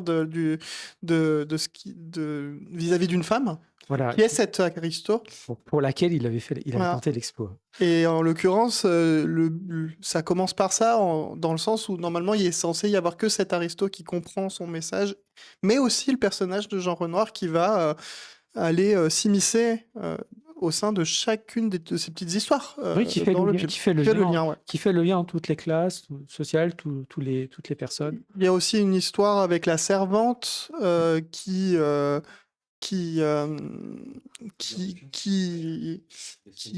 son mari garde-chasse, c'est ça? Ouais. Oui. Et Et le contrebandier. et qui va Par aller, Carrette. voilà, qui va justement se prendre, comment dire, avoir des sentiments pour un contrebandier, entre guillemets, dans le film. Et du coup, ça va commencer à créer tout un tas d'histoires où il va y avoir plusieurs personnes qui vont vouloir se disputer quelque part les personnages féminins pour être dans le film. Et le tout dans une grande fête, bal costumé, partie de chasse. Tout à Partie de fait. chasse où on nous montre bien. On a une grosse partie de chasse Ah avec oui. des lapins, oui. Et puis. Elle Et des oiseaux, est des bien, oiseaux. elle est bien pas d'actualité du tout. Ah oui, oui. Ah oui, ça, le nombre de cadavres, c'est sidérant. Il y a un truc aussi il y a un truc dans ce film, c'est rapport aux classes sociales, en fait, les nivellements et la manière dont sont traités les serviteurs. En fait, ça ressemble beaucoup aux pièces de Molière, en fait. Où finalement, les serviteurs, c'est ceux qui sont les plus modernes que les autres, en fait, ou qui ont compris pas mal de choses, en fait. Peut-être plus libres. Peut-être Ouais, plus plus libres sur libre, leur, enfin, sur libre, leur pas propre forcément, ils vie. sont assujettis à des trucs, mais Non, mais plus libres sur leur vie amoureuse. ouais, peut-être, mais Sur en cet fait, c'est aspect-là. la manière de travailler les personnages que je dis, la manière dont il a écrit les personnages, c'est écrit comme dans les pièces de Molière, Bah, par rapport aux moi, serviteurs, en justement, fait. j'ai un problème avec l'écriture du film. Et je trouve que dans les pièces de Molière, ils ont une certaine sagesse, les serviteurs. Ils comprennent très bien les choses. Que là, ah ouais, je trouve que ça transparaît quand même qu'ils sont roublards Mais dans le sens où ils sont très auto-centrés et très moi ma pomme et les autres je m'en fous un peu. Après moi le déluge. Enfin, le personnage ouais, qui est joué par Carrette, je crois, c'est un peu le garde-chasse. On se casse la gueule à tirer un coup et à se bourrer. Pas le garde-chasse, c'est Gaston Modo en fait, qui lui par contre pense qu'à lui. Oui, voilà. C'est pas le cas lui, c'est pas le cas de Carrette et de Paulette Dubosc qui joue le rôle Ouais. de la femme du garde-chasse. Alors justement, ils échappent un peu à Oui. cette espèce de guerre de classe qu'il y a dans le film, qui existe dans le film en fait d'ailleurs. Ouais. Mais non, le garde-chasse, il a un côté un peu lâche, un peu Ouais, il est assez. servile. Lui, il est mais dans son vraiment intérêt cantonné dans propre. son statut en fait. Ouais. Il est cantonné dans son statut. Moi, je trouve qu'il est un peu mal écrit parce qu'en fait, il y a des moments dans le film où il paraît presque Bah, très très agressif, très impulsif. Et à partir du moment, et tu dis qu'il prend de la liberté, etc., par rapport à son rôle, mais en réalité, Pas Gaston Modo, l'autre en fait. Julien Carrette. Voilà, ça n'a rien à voir en contrebandier fait. plus libre, Mais oui, d'accord. Mais vous en avez tout pas cas, compris, j'ai dit clairement que il c'était, a ce qui est vraiment paradoxal dans le film, c'est que le chasseur, en l'occurrence, lui, il est le garde-chasse, on va dire. Voilà. Il va être très impulsif. Et par moment, il va être, quand il va être appelé à l'ordre, il va être très servile. Donc on va pas C'est super confondre en bizarre. fait Gaston Modo et le personnage de Julien Oui. Carrette sont pas les mêmes personnages. Oui, non, mais j'ai bien D'accord, hein. compris. Ok, parce que Je- ça là, je parle bien de ça. ça veut plus rien Je dire. parle bien souvent. du garde-chasse. Gaston tout va Modo bien. donc. Ouais. Voilà. Pas dans la ménagerie. Non. Et Bah, l'autre aussi, Paulette Dubosc aussi. Enfin. Et il y a ce phénomène aussi de classe finissante, aussi classe aristocrate, c'est quand même bien montré dans le film en fait, qui a recours à la bourgeoisie parce que pour rester encore dans son positionnement en fait, et donc c'est ce qui s'est passé au début du siècle, c'est quand même un truc qui est quand même les thématiques récurrentes de Renoir dans les. Qu'est-ce qu'il y a? non, mais je voulais vraiment dire que sur le personnage du garde-chasse, pour moi, le truc qui me paraît très bizarre dans le film, Ouais. c'est qu'il a ce côté vraiment impulsif. À un moment donné, on le voit courir partout avec son fusil dans le, Bah, il dans poursuit Julien Carrette en oui, fait. c'est ça qui poursuit le contrebandier. Le causeur d'adultère, on va dire. Voilà. On comprend pourquoi il le fait, mais ce qui est très bizarre, c'est que désolé hein, pour ceux qui n'ont pas vu le film. Ce qui est très bizarre, c'est qu'après, il va se faire remercier par l'aristocrate, enfin, ou le bourgeois, j'en sais rien, qui gère le. Voilà. Et il va se faire virer, quoi, globalement. Mais le contrebandier aussi va se faire virer en même temps parce qu'ils ne peuvent pas traîner ensemble. Enfin, voilà, parce que tu comprends, tu peux pas être là alors qu'il y a la servante. Enfin, c'était ça l'idée. Et quand il se fait remercier, le garde-chasse, tout d'un coup, il est plus du tout dans son éclatement. C'est comme si ça a été jour et nuit, quoi. C'est vraiment. Bah, il il est toujours obéissant en fait. De Gaston Modo, dès le début, on sait qu'il est obéissant. Il s'inscrit dans cette verticalité du pouvoir. Le personnage est très clair là-dessus. Hein. Bah, c'est bizarre dans ce cas qu'il soit parti vraiment que dans une fureur et que tout d'un coup il s'arrête. Bah, Vraiment, la fureur, ce passage-là, je le comprends pas. la fureur, elle est liée à l'adultère en fait. Oui, bien sûr. Donc, Mais quand il est dans cette phase de fureur, il est inarrêtable à ce moment-là. ouais, c'est pour ça, ça lui coûte sa place justement d'ailleurs. Oui, ça lui coûte sa place. Ouais. Et c'est ce côté brutal. Bah, c'est la jalousie, hein, bizarre. c'est la jalousie. La jalousie, on perd la boule, je crois. C'est ce rapport à la jalousie en fait. J'ai pas senti Alors, comme ton truc. ça, c'est l'explication de pourquoi il prend. Ouais, colère, j'ai pas senti la rupture. l'arrêt brutal vis-à-vis de la hiérarchie, je le comprends pas. Parce qu'il y a plusieurs moments où où l'aristo lui le rappelle à l'ordre et il continue à pourchasser. Ouais, mais c'est un caractère qui est assez logique en fait. Les gens lâches sont souvent impulsifs en fait. Hein. Ok, mais du coup, pourquoi il s'arrête d'un coup? Enfin bref, c'est vraiment. Parce qu'il ce accepte truc, au moment le truc, quoi. Il a pas le choix en fait. Il accepte la règle Alors du qu'il jeu. a justement. toujours le fusil, quoi. C'est Ouais. toujours le seul qui Ouais, a. mais justement, il obéit dès que le chef lui dit stop, il arrête quoi. Donc je pense qu'il est très obéissant aussi en même temps. Je sais pas, moi, ça m'a paru. Le Ouais. traitement m'a paru. Enfin, il y a plusieurs Après, trucs comme c'est un ça dans le film film de qui m'ont paru 39. bizarres. Après, je pense que j'ai un peu lu dessus. Le but de Renoir, c'était vraiment créer une forme de dégoût pour le spectateur vis-à-vis de ces personnes. Et enfin, moi, ça a réussi, quoi. Ah oui, ça marche. J'ai eu aucun plaisir à regarder ça, mais j'avais vraiment envie qu'ils crèvent tous à la fin, quoi. J'aurais voulu voir une boucherie où ils s'entretuent tellement ils m'ont tous saoulé. Ah oui, il n'y a aucun personnage qui vaut mieux Ah, que l'autre, hein. Y il y en a pas un compris qui le va personnage de rattraper l'autre. Renoir, Ah ouais, ils sont tous immondes, ouais. qui se veut être le gentil dans l'histoire, mais qui ne l'est pas, quoi. Enfin, Ouais. Je sais pas s'ils sont immondes ou pas, en même temps, ils critiquent ce fait-là, en fait. Ils critiquent ce fait-là, ce rapport de classe, cette illusion qu'on peut avoir de passer à une classe à une autre, enfin, ou de changer de classe aussi. Elle est clairement dit dans le film. Attends, je finis juste. Elle est clairement dit dans le film, c'est que, moi, je pense, le truc de Renoir, c'est de parler, d'être à la fois créateur d'une espèce de tragédie, comédie, c'est une comédie aussi. C'est une grande comédie aussi, hein, c'est pas qu'une tragédie, et à la fois critique par rapport à ce qu'il voyait du début du siècle, comment ça s'est passé avec ces changements de classe, enfin, d'évolution. Après, je pense que ce film, il est marqué par un caractère très lourd, qui a toujours été très lourd, Renoir, en fait. C'est assez lourd comme structure de film, c'est pas très moderne. Il y a que les personnages de Carrette et de Poète Dubos, pour moi, qui sont vraiment intéressants et qui sortent un peu de la structure très hiératique du film, finalement. Enfin, moi, je trouvais. Je sais pas si c'est tellement les transfuges de classe qui critiquent, mais c'est non, moi je pense que dans le fond, dans la substance du film, ce qui est vraiment le mieux critiqué, c'est les préoccupations des bourgeois, pas des préoccupations bourgeoises La en tant recherche du pouvoir, en fait, qu'adjectif. c'est la recherche du Non, pouvoir, en fait. justement, non, pas Ah ça. ben, si. Non, les fumisteries, non, pas, c'est pas ça. Les futilités, voilà. Mmh. Le Ah divertissement, ouais, OK. la recherche de plaisir, d'aller fricoter à droite à gauche avec la femme du voisin, les parties de chasse, etc. Et le jeu, en fait, c'est dans le titre, la règle du jeu. Tout est un jeu. Rien n'est sérieux. Il n'y a pas de Bah, préoccupation concrète. mmh. Euh, de il y a pas de recherche, concrète, importante. On se soucie pas des choses importantes, quoi. De l'avenir, parce que bon, à l'époque, il y avait quand même la guerre qui menaçait, c'était dans les années 30. Voilà, il y a pas de préoccupation vis-à-vis de l'avenir, vis-à-vis, de grandes questions de société. Ouais, on pense qu'à tirer un coup et aller à la chasse, quoi. Non, c'est ça, hein.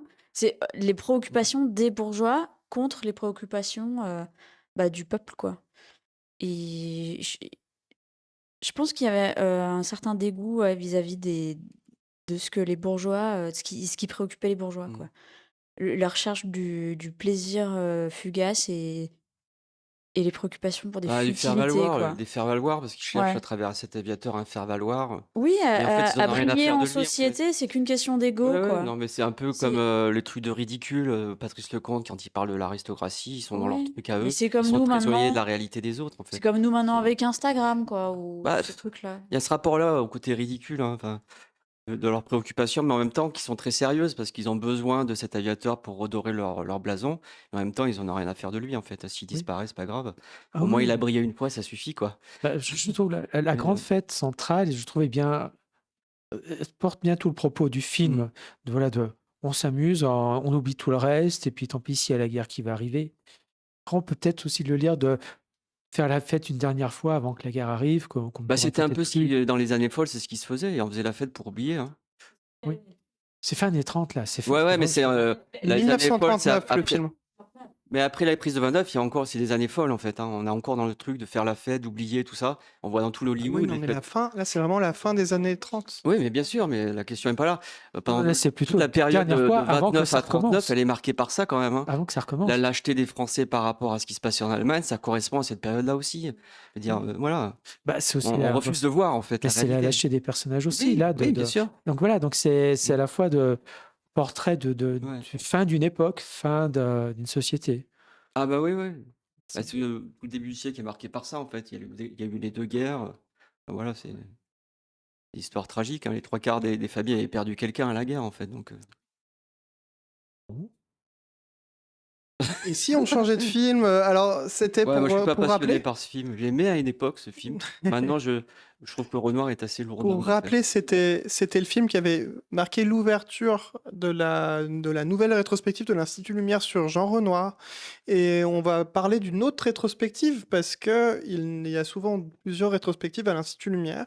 La deuxième grosse rétrospective concerne Martin Scorsese et on va commencer dès maintenant avec la valse des pantins que nous avons vue, Vincent. Ouais, mais toi, tu n'as pas aimé, toi.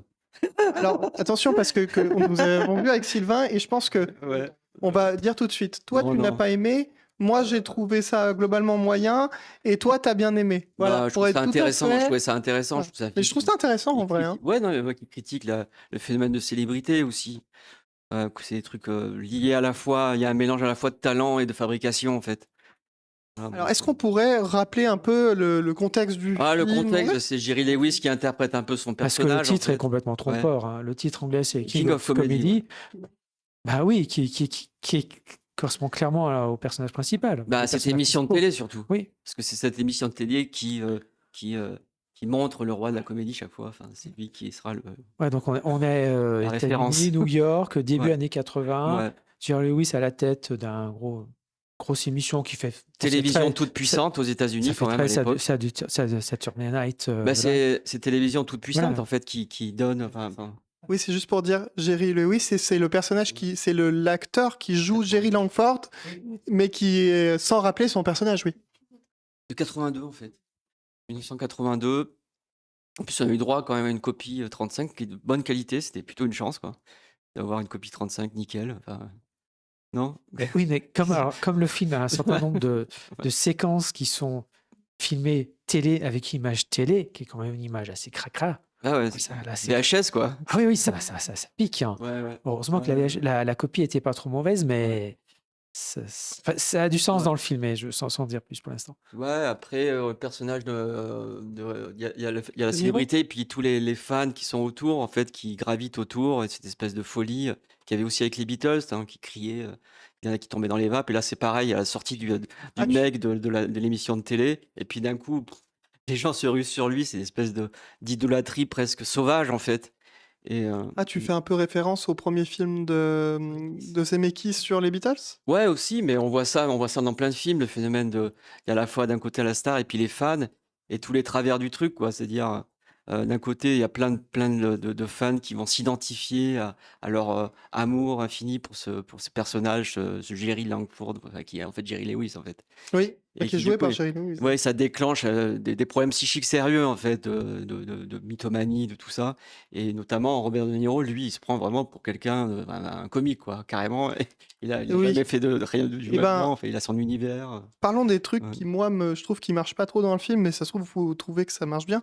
Alors, je dis pas quand dans le film, mais à un moment donné, on voit la prestation du personnage de De Niro qui est faite en public, on va dire, pour pas donner trop d'indices.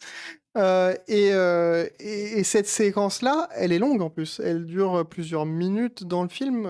C'est pas juste un plan qui traîne et on coupe, etc. Et en réalité, c'est assez long. Et l'humour qu'il y a dedans, en fait, cette scène se veut humoristique parce qu'elle est là pour montrer à quel point il a de l'humour. Le truc que moi qui marche pas, c'est que je trouve que la scène, je la trouve globalement gênante. J'aurais préféré qu'on nous fasse croire qu'il a Justement, beaucoup c'est peut-être d'humour. ça qui est intéressant. Ouais, mais c'est gênant, en fait. j'aurais trouvé. En fait, l'ellipse n'est pas utilisée à ce moment-là où j'aurais aimé qu'elle soit utilisée. Moi, je trouve que c'est Alors que plutôt le film intéressant. contient beaucoup d'ellipses.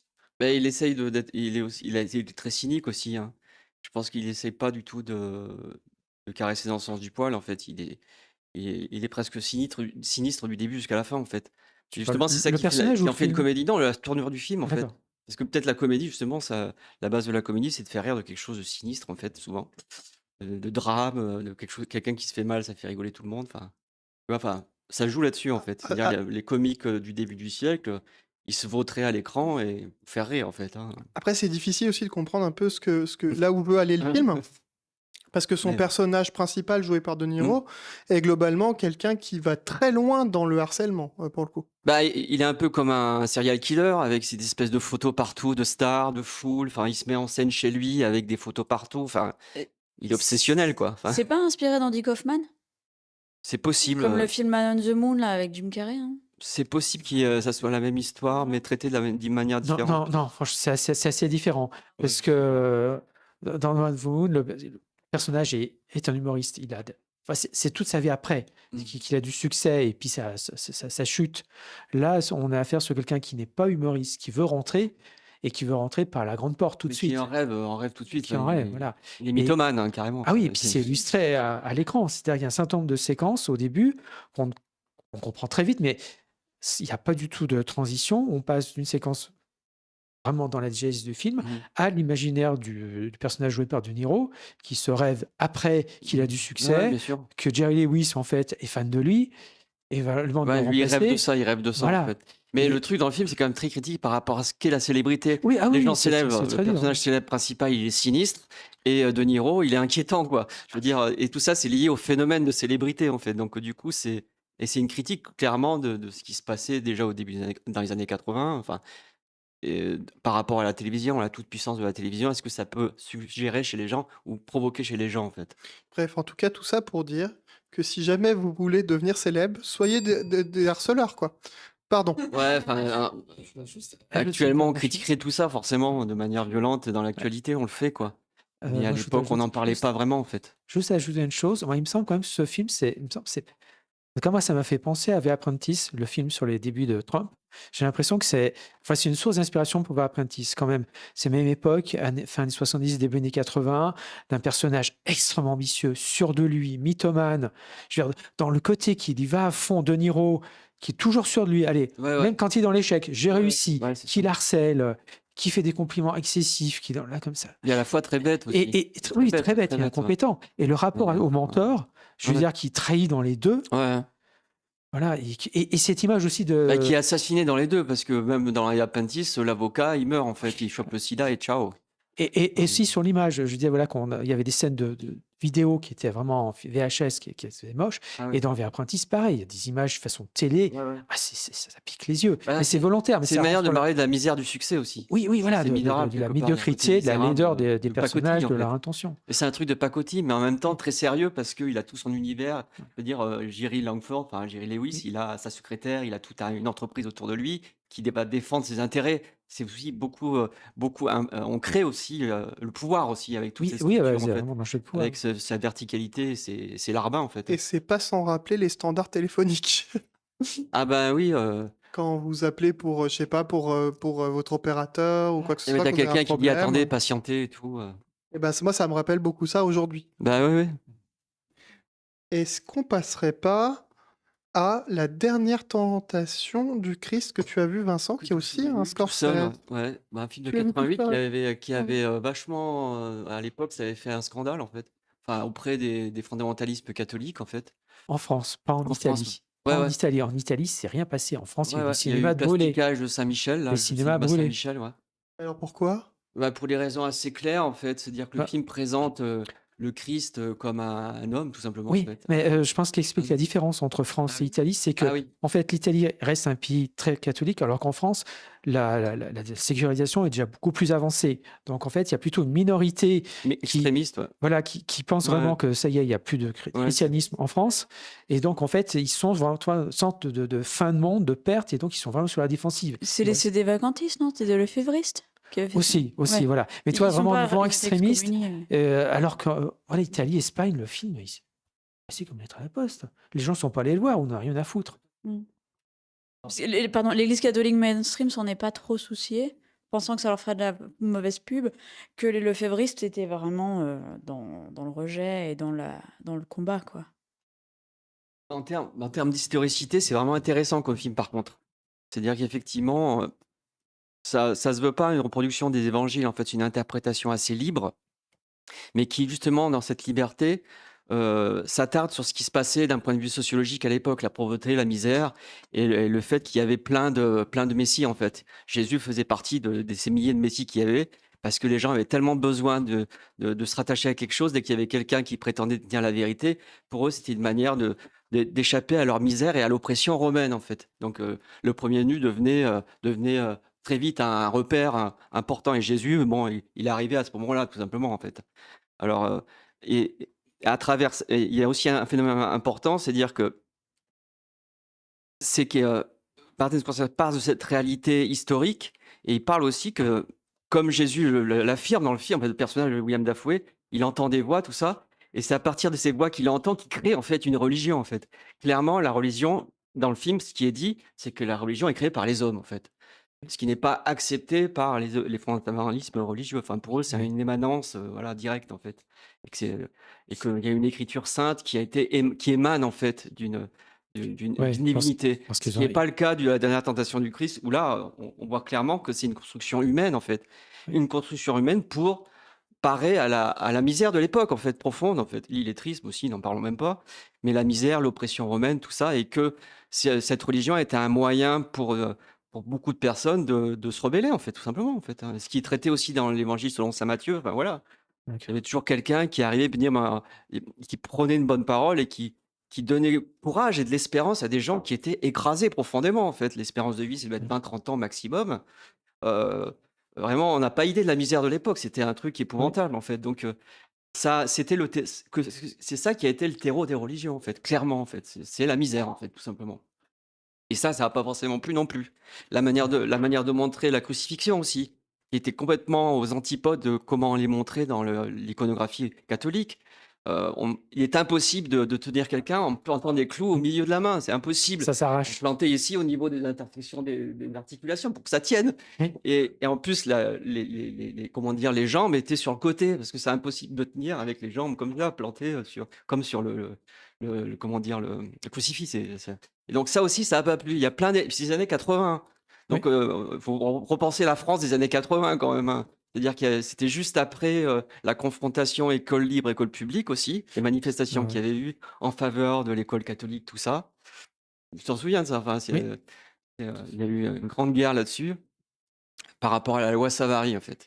Donc il y avait quand même des conflits, entre athées et religieux à l'époque qui étaient très vivaces dans la société française, en fait. Oui, mais avec quand même de perte d'influence, perte Ah bah ça, des clairement. chrétiens, voilà. Et Et ça rendait les autres très violents, justement. voilà, c'est ça, je veux dire, c'est une radicalisation Ouais. due au fait, voilà, de perte de pouvoir. Ouais, voilà. Et alors, comme tu l'as vu, il y a quand même le Scorsese, Ouais, américain d'origine italienne, ouais. et qui voulait être séminariste. Il y a un côté quand même catho torturé, je veux dire, Ouais, de c'est évident qu'ils sont culpabilisation c'est de. Schrader aussi. Schrader, c'est ça, il est Voilà. très, le scénariste Paul Ouais, Schrader, tu le vois dans Taxi Driver, il y a toujours une mission, ouais. c'est des gens très torturés, mais le personnage de Robert De Niro dans Taxi Driver, c'est quand même un mec Oui, illuminé, oui. enfin bon, il se prend pour un sauveur aussi, hein. Et Ouais. d'ailleurs, c'est marrant parce que justement, Dafoe, enfin interprétant le Jésus-Christ, il se prend aussi pour un sauveur, il se prend pour, tout, et puis après il dit: «Mais non, mais en fait, je suis juste un être humain», À enfin, force de répéter un qui discours, tu peux entend pas des voix, croire. donc il y a des troubles psychiques sérieux Oui. quand même, hein. Donc, tout ça, c'est quand même montré clairement dans le ouais, carrément. Mais c'est ça, c'est vraiment à la fois, il y a un traitement qui est vraiment juste. Je disais Jésus est schizophrène. Ouais, mais justement ça a pas plu non plus, hein. Mais c'est un peu le cas de l'Évangile selon saint Matthieu quand même. Le Oui personnage aussi, oui, de oui, de oui. Jésus, il est quand même c'est un extrémiste, hein, Ouais. assez dangereux quoi, c'est inquiétant. Et le film est passé sans problème en Italie. Bah oui. En France, à mon avis, c'est pas le cas non plus, Oui. hein. Mais Il y a un film qui s'appelle L'Évangile selon saint Matthieu?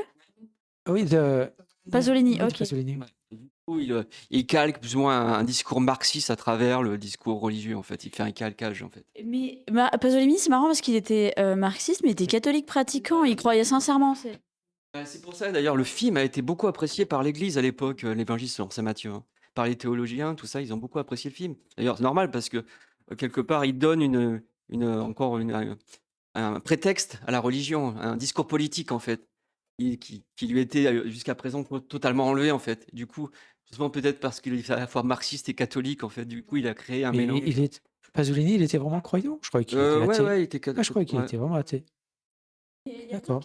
Il y a plein de cathos de gauche, hein. Oui, oui, oui, mais je Mais c'est des cathos de OK. gauche qui sont pas fondamentalistes, avec qui tu peux discuter normalement. Enfin, je veux dire, j'ai rencontré des gens qui se mettent pas toujours en avant leur. Des cathos fondamentalistes, il n'y en a pas tant que ça, en fait. Ils sont très bruyants, mais le principe du catholicisme, en fait, c'est justement d'admettre que la Bible, ça vient des hommes. C'est pour ça qu'ils sont beaucoup moins à cheval sur les croyances, et ils sont plus dans l'interprétation que les protestants qui, eux, sont très littéralistes. Enfin, petite parenthèse. Ouais, qui collent, au texte presque de manière austère, en fait. Ouais, ouais. Bah, qui sont plus inquiétants, en fait, quelque part, hein. Enfin, d'une certaine mesure, enfin, à une époque, ça a servi pour se rebeller contre le pouvoir de l'Église, en fait, qui était dominant et qui était ultramontain. Donc, c'était une manière de se rebeller aussi, les protestants. Mais après, ils sont devenus, Au XVIe siècle, maintenant, ça a changé. ah ouais, maintenant, ça a beaucoup changé, bien sûr. Mais alors, quand même, est-ce que ça reste un bon Scorsese? Parce que moi, je me rappelle le dernier film de Scorsese où il apporte vraiment la religion, qui est Silence, avec les missionnaires au Japon, que moi j'ai trouvé d'un ennui mortel. Ah ben là, comparativement à celui-ci, c'est Oui, bien plus intéressant que Silence, hein. d'accord, Ouais. Où là, il veut vraiment calquer à l'histoire et du coup, le côté fictionnel n'est pas forcément très intéressant, quoi, tu vois. Enfin, je trouve, hein. Alors que là, il y a vraiment une recherche, en fait. d'accord, En plus, c'est l'époque de la world music, donc c'est la musique de Peter Gabriel. Donc, d'accord, quelquefois, c'est un peu trop, ça fait un peu ringard. Mais ça me déplaît pas. Parce que du d'accord. coup, ça propose un film qui est quasiment, encore aujourd'hui, un ovni, qui peut être très éclairant sur plein d'aspects historiques, en fait. Ouais, Même si il y a plein de trucs faux, hein, complètement faux, en fait, qui sont interprétés, qui sont marqués par l'écriture de Paul Schrader, qui est quand même très excessive, qui met toujours en rapport le côté salvateur et victime. Et ouais, ce côté-là, chez Schrader, toujours, c'est la victime qui va nous sauver, en fait, vraiment. d'accord. Et ça, c'est un côté extrême, on va dire peut-être extrême droite de Paul Schrader, en fait, que j'aime le moins, en fait. Il y a d'autres aspects qui sont intéressants au sens qu'il rentre vraiment dans la complexité des personnages, qu'il écrit bien. Il sait écrire des personnages, par contre. Il sait, D'accord. comment dire, vraiment alimenter un caractère par plein d'éléments, en fait, visuels et, euh, et de dialogue, en fait. Non, la dernière tentation du Christ, ça reste encore peut-être plus intéressant aujourd'hui que ça l'était à l'époque, pour moi, en D'accord. fait. Que je l'ai revu et honnêtement, ça sonne juste, hein. Il y a même le truc que Jésus s'autorise d'être un être humain, en fait. Parce qu'il vit une relation amoureuse avec Marie-Madeleine. Donc ça, c'est vraiment la totale. Ça non plus, ça n'a pas plu, à mon avis, à ceux qui étaient complètement. Mais non, Jésus, il n'a pas de sexualité. Ah bon? Alors que là, c'est vraiment un film qui est marqué par la sexualité. Tout le film est vraiment marqué par Ce qui ça. est très peu présent chez Scorsese. Peut-être dans Dans certains de ses Silence, premiers oui. films. Ouais. Non, Ah oui, dans tout le cinéma ah oui, oui, Scorsese. les héros qui n'ont pas de sexualité, ouais. Oui, bah, un Bah petit oui. peu dans ses premiers films, Ouais, dans ouais. Loup Wall Street, mais c'est quand même tourné très en ridicule. Mais là, c'est l'inverse, hein. Oui, Là, on est vraiment dans l'inverse, hein. Bah, c'est difficile de définir Scorsese parce que Ah, autant il a des films, comme tu dis, comme Le Loup de Wall Street, et puis après, juste avant, il fait Hugo Cabret. Juste avant. espèce Et de tu fais, mais con. c'est jour la nuit. Et c'est C'est des chouette films, aussi, ils ont Hugo rien Cabret, à bon, voir. sur l'histoire du cinéma. un Bon. Silence aussi qu'il a C'est fait son après. amour de comment dire, de Méliès, quoi. Bon, après, Oui. c'est très classique, Hugo Cabret, mais c'est bien foutu, quoi. Ah oui, oui, c'est bien fait. Silence aussi, c'est très classique dans la tournure, en fait. Le dilemme du héros, bon, c'est un truc classique. C'est long. C'est comme le dilemme du mec. J'avais lu des très bonnes critiques sur Silence. Ah, moi, je me suis Ah emmerdé. ouais, non, Et puis mais avec le casting, franchement, moi, je Adam connaissais pas les Driver, missionnaires au Japon, donc j'ai Liam découvert. Neeson, franchement, qui sortait de Star Wars. Liam Neeson à la fin, quand on le voit arriver, il est habillé comme s'il sortait de Ouais, Star ouais, Wars. ouais. Il a l'impression qu'il a se demander ce qu'il vient de faire. Je sais pas, moi, ça m'a. Mais bon, c'est pas on en parlera une autre fois. En tout cas, voilà, si On vous va peut-être pouvez passer voir au lors de la Scorsese. rétrospective Martin Scorsese, la tentation du Christ, parce qu'il reste encore trois séances, 2 ou 3 séances, je crois. Et Allez d'ailleurs, voir. il reste encore 2 films à présenter. Ouais. Parce qu'on va Bertha Bosca. passer Ah oui. par un autre film de Scorsese, vu qu'on est dans cette rétro, Ouais. qui est Bertha Boxcar, Ouais, de que tu as 72. vu, c'est ça? Ouais. Avec David Carradine. Il y a même son père qui joue John Carradine dans le film. D'ailleurs, Oui. ils ont des rôles aux antipodes parce que David Carradine interprète le rôle d'un syndicaliste et John Carradine, c'est comment dire, le boss, enfin le patron des chemins de fer. Donc ils sont en rivalité en fait dans le film. Ils sont en rivalité, c'est assez. Il a réussi à les faire jouer dans un film qui est d'ailleurs, pour noter d'ailleurs les débuts du Nouvel Hollywood, parce que c'est quand même les débuts du Nouvel Hollywood, 72, ça a commencé dans les années 60, mais c'est beaucoup de réalisateurs ou d'acteurs venaient des productions de Roger Corman, en fait, parce que le film est produit par Roger Corman. Et du coup, il y a assez peu de moyens, mais alors par contre, c'est d'une efficacité terrible, en fait. Ça parle de la période d'après-crise avec la misère, tout ça. Les syndicalistes qui luttent contre comment dire, les patrons de chemin de fer, qui sous-payent leurs employés. Quelle On- époque? on- Je sais pas. c'est après 29, juste après D'accord. la prise de 29. D'accord. Il y avait déjà eu des syndicats, comme un film qui s'appelle Joel de Bo Winterberg qui parlait d'un syndicaliste au début du siècle, en fait, aux États-Unis, qui a été poursuivi, tout ça. Et on voit les accointances entre les patrons et la police, justement, les abus de pouvoir, tout ça.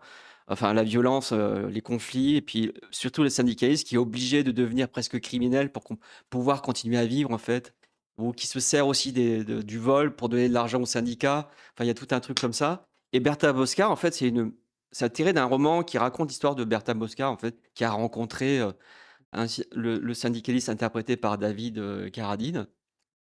Et on voit son parcours au milieu de ces hommes, en fait, son amour qu'elle a pour David Carradine et heu et aussi, dès le début, on rentre dans ce phénomène. On parlait de la règle du jeu tout à l'heure, mais là, il s'agit au début, le père de Bertha, il est employé, comment dire, c'est un aviateur employé par les propriétaires terriens pour traiter, aux insecticides les champs, en fait. Mais il est sous-payé, en fait. Il est sous-payé et en plus, on voit déjà les abus, en fait, des grands patrons parce qu'il est sous-payé et en plus, son avion, il est défectueux. Donc ça lui coûte la vie et du coup, Bertha et ça commence comme ça, par la mort de son père et du coup, et cette confrontation de classe, en fait. Et tout le film est marqué par ça, en fait, hein. Qu'à l'époque, les pauvres, pour survivre, c'est l'horreur, quoi. Ils mangeaient de l'herbe, enfin, tout est quand même bien décrit, en fait, hein. La misère après la crise de 29 et aussi les industriels qui font tout pour, garder leur monopole, en fait, hein. Donc ils sont prêts à éliminer tout le monde, en utilisant la police. Enfin bon, c'est très direct. Ça fait à la fois film de genre et à la fois film du nouvel Hollywood, une écriture très, c'est très monté, en fait, très direct, en fait, avec, des gros plans, des trucs qu'on faisait pas avant au cinéma, dans le cinéma hollywoodien, tout simplement, en fait. Alors, est-ce que c'est un cinéma social, engagé? Ouais, ouais, quelque part aussi, ouais. D'accord. Alors c'est pas autant engagé que Beau Winterbag par rapport à Joe Hill, mais ça traite ça aussi, hein. Ça traite aussi, comment le pouvoir traite les opposants comme des vulgaires, voleurs, en fait, tu vois? Ils ont tout intérêt à ce que leur opposant, leur ennemi, en termes idéologiques, soit des délinquants, en fait. Alors ça leur permet d'utiliser la police comme ils veulent, enfin tout ça, quoi. Ce qui s'est passé en France, par exemple, quand il y a eu Sarkozy, là. Sarkozy, Oui. alors c'était un doué pour faire les amalgames entre opposants et délinquants. Lui, c'était le pompon, quoi. Mais du coup, c'est ça, mais c'est ce que font souvent les politiques d'ailleurs, hein, de manière générale, hein. Pour discréditer les opposants, ils les Oui. traitent de délinquants, en fait. Donc là, on voit vraiment ça dans le film, Bertha Criminaliser la Bosca. pauvreté, criminaliser le C'est ça, ouais. syndicalisme. Tout criminalisé, en fait, D'accord. afin de se maintenir au pouvoir. Donc le film est plutôt intéressant là-dessus et on voit qu'avec peu de moyens, bah, il réussit à faire un truc qui tient vraiment la route. On s'emmerde jamais, hein. Enfin, c'est impossible de s'emmerder devant un film de Scorsese, je vois pas comment on peut faire, mais bon, ça, c'est mon avis personnel, mais Ah après, il y a alors, des longueurs avec t'as- le temps, hein. Je pense que revois, alors silence. non, je me suis pas emmerdé, honnêtement, je me souviens En d'avoir vu, vrai, mais même Gangs of New York, il y a des longueurs, hein, pour le coup aussi. Et d'ailleurs, ouais. peut-être que j'enchaînerai peut-être après Gangs sur of New Gangs of York? New York, je vois que j'ai pas marqué. Gangs of New York, ah ouais, moi je l'ai vu aussi, c'est bien aussi, mais c'est long, hein. C'est bien mais long, voilà, exactement. C'est long, c'est long. Bah, alors le temps, on va aller dans le temps de l'innocence, là. Pardon. Tu veux parler de temps de l'innocence et on finit sur Gangs of New York? Ouais, Ça voilà, le marche. temps de l'innocence, c'est un peu la même période parce qu'il y a l'acteur, comment il s'appelle déjà? Temps d'innocence, c'est fin 19e, c'est l'année Non, mais 1870, le, 80. ter- comment dire, la date de réalisation, je veux dire. C'est la même période des années 90, en fait. Ah, Gossono, C'est oui, 93, temps Temps d'innocence. d'innocence, oui, c'est un petit peu avant Gossono. Et Ah non, Gossono, c'est après 2001. ouais. Non, c'est après Ah 2001. ouais, donc c'est un peu après, S'il ouais. y a Ouais. il doit y avoir 10 ans D'accord, d'écart. ok. Mais c'est avec les acteurs aussi qu'on retrouve. J'ai plus Oui, le il y a nom. Chaque fois, Daniel Lewis voilà, dans les c'est deux. ça. Dans les deux. Bravo. Michel Pfeiffer. Voilà, Michel Voilà. Pfeiffer. Alors, par contre, on change d'univers par rapport à Boxa. Ah bah oui, là, Salazar, hein. on est Je pense de dans l'histoire de l'aristocratie, enfin grande bourgeoisie new-yorkaise, en 1870 très à posée. New York, Ouais. avec leurs codes. On voit bien qu'il y a tous les codes qui empêchent l'expression de ce que l'on est, hein, en fait, parce que les personnages sont vraiment, en fait, ils sont complètement. C'est un univers qui tourne en rond, en fait. Voilà. Et dans ce film, il y a un côté épistolaire, en fait. Ça marche un peu Oui. comme les liaisons dangereuses, finalement. Ou- Parce en- qu'il y a les acteurs qui disent leurs en lettres. beaucoup fait. plus lissé, beaucoup Ouais, plus non, posé. bien sûr. La violence Ouais. est la même, Ouais. mais c'est extrêmement. Pas de blessés, il n'y a pas de mort, il ne se tire pas dessus, mais c'est quelques mots déplacés. Ouais. C'est encore pire que dans Ridicule. Tu évoquais Ouais, bah là, Ridicule. on rejoint. Ouais, Mais c'est ouais. sans humour, vraiment, Ah ouais, c'est pas ouais. du tout le sujet. Il n'y a pas du tout le plaisir de la vanne, pas du tout, mais un mot déplacé et les personnes sont foutues. Ouais, bah c'est le plus dur C'est- sera la chute, quoi. C'est-à-dire qu'on Ah, brille à un c'est- moment donné, mais il y a quand même le personnage dans Le temps d'innocence de la grand-mère qui est un peu à l'origine de toutes les familles, en fait. Oui. Qui par contre, elle ne peut plus marcher, elle est portée dans son siège par 4 personnes chaque fois, en fait. Je la vois se trimballer comme ça. Mais qui dirige tout, en fait, parce qu'elle connaît tout par cœur. Chaque fois, elle demande les potins, en fait, tout ça. Mais on voit que ce monde-là, il est complètement éloigné de la réalité économique de son pays. Enfin, c'est vraiment, c'est un univers complètement hors temps, en fait. Ils sont dans leur univers de patrons d'industrie, de gens qui ont de la fortune. mais qui sont pas heureux non, qui sont pas plus heureux que ça. Ils ont pas l'air très heureux, non. Non, Ils qui ont pas n'ont l'air pas très heureux qui n'arrivent pas à à exprimer exprimer leurs leurs sentiments sentiments dans clairement, en leur fait, vie, hein, parce que qui sont bloqués justement ouais, par tous ces codes, ces conventions, par la parce qu'ils réputation, en s'exprimaient fait. là, ils La s'expriment de réputation. manière très polie, Ouais, tout en étant en fait, ouais. flinguer les gens, par quelques petits mots. Bah, le C'est titre, Le temps d'innocence, c'est un peu ironique d'ailleurs, hein, c'est que je sais pas quel est le titre, anglais, hein, bah, c'est pareil, hein, je c'est crois, hein. c'est vraiment là, Je crois c'est que ça vraiment un titre fidèle? correspond Le temps d'innocence, mais il y a pas d'innocence du tout là, enfin, je veux The dire. Age of Innocence? Et en même temps, c'est les personnages qui peuvent pas exprimer leurs sentiments, ils sont pleins d'idéalisme au niveau du sentiment. Enfin, ils ont un côté, extrême, The Age of Innocence? Age of Innocence, OK, mon bon accent. ouais, c'est, Voilà. ouais. The Age of Innocence, oui, bah, je Mais bon, on y voit Michel Pfeiffer, Winona Ryder, voilà. Et et est-ce que alors, ceux qui l'ont vu, les les scènes de repas où la vaisselle est filmée, moi ça m'avait assez dérouté. On voit Scorsese filme de la vaisselle, en contre-plongée complète, on voit les différentes ouais, c'est tout ça. ça, c'est comme des inserts, je sais pas, j'ai du mal à y donner Ouais, du des sens. présentations de recettes de cuisine, mais en fait, c'est un univers qui fonctionne sur la recette de cuisine aussi avec tous ces codes. Je pense que c'est uniquement, voilà, de Par rapport au montrer code, que en c'est fait. dans l'artifice, dans la Ouais, complètement, représentation. ouais. Mais Que comme en ça fait fait, partie d'un truc la complètement, manière dont c'est amené, c'est comme si c'est enfin, ça fait un moment que je l'ai vu. Moi, je l'ai vu la dernière ouais, fois, c'est en 2015. ouais, C'était le Festival Lumière. ouais, il l'avait passé, je me souviens, moi Ouais, aussi, je l'avais ouais. découvert là, je le Et connaissais c'était pas, celui-là. Virginia Fira qui le présentait. Ouais, ouais. Qui était pas en- qui avait pas encore éclaté. Donc, franchement, dans le public, sa carrière n'avait pas explosé, elle avait éclaté, pardon. Mais c'est pas, ça veut pas dire, en fait, le film dit clairement que ça veut pas dire qu'on a une position sociale. En fait, ce qu'il dit clairement, le film, c'est qu'on a beau avoir une position sociale assez élevée, de l'argent, tout ça, on n'est pas plus heureux, en fait, hein. C'est-à-dire que c'est ce que tu disais tout à l'heure, Oui. hein, ils sont quand même assez malheureux, tous, hein, dans leur relation avec les autres, en fait, hein. Je voulais juste dire, ça paraissait bizarre. Pourquoi Virginia Fira présentait ce film? Elle n'était pas encore très connue, elle avait joué que dans des films pas importants.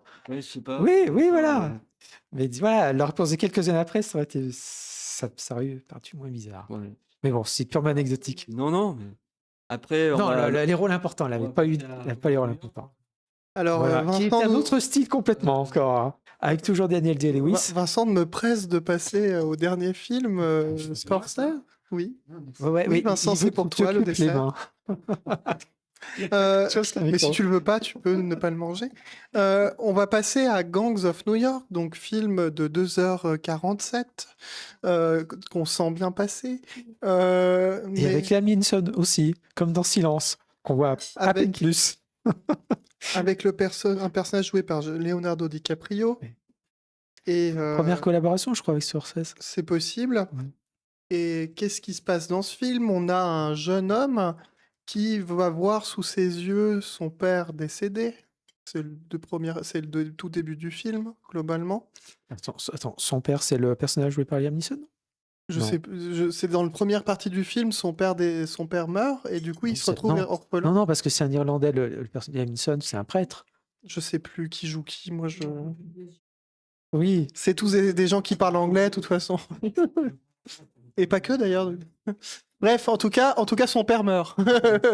Ça, c'est important lors d'une guerre de Avec du gang. rouge bien visible sur de la neige. Hein, Bien bon. lors d'une guerre de gang, en grosso modo.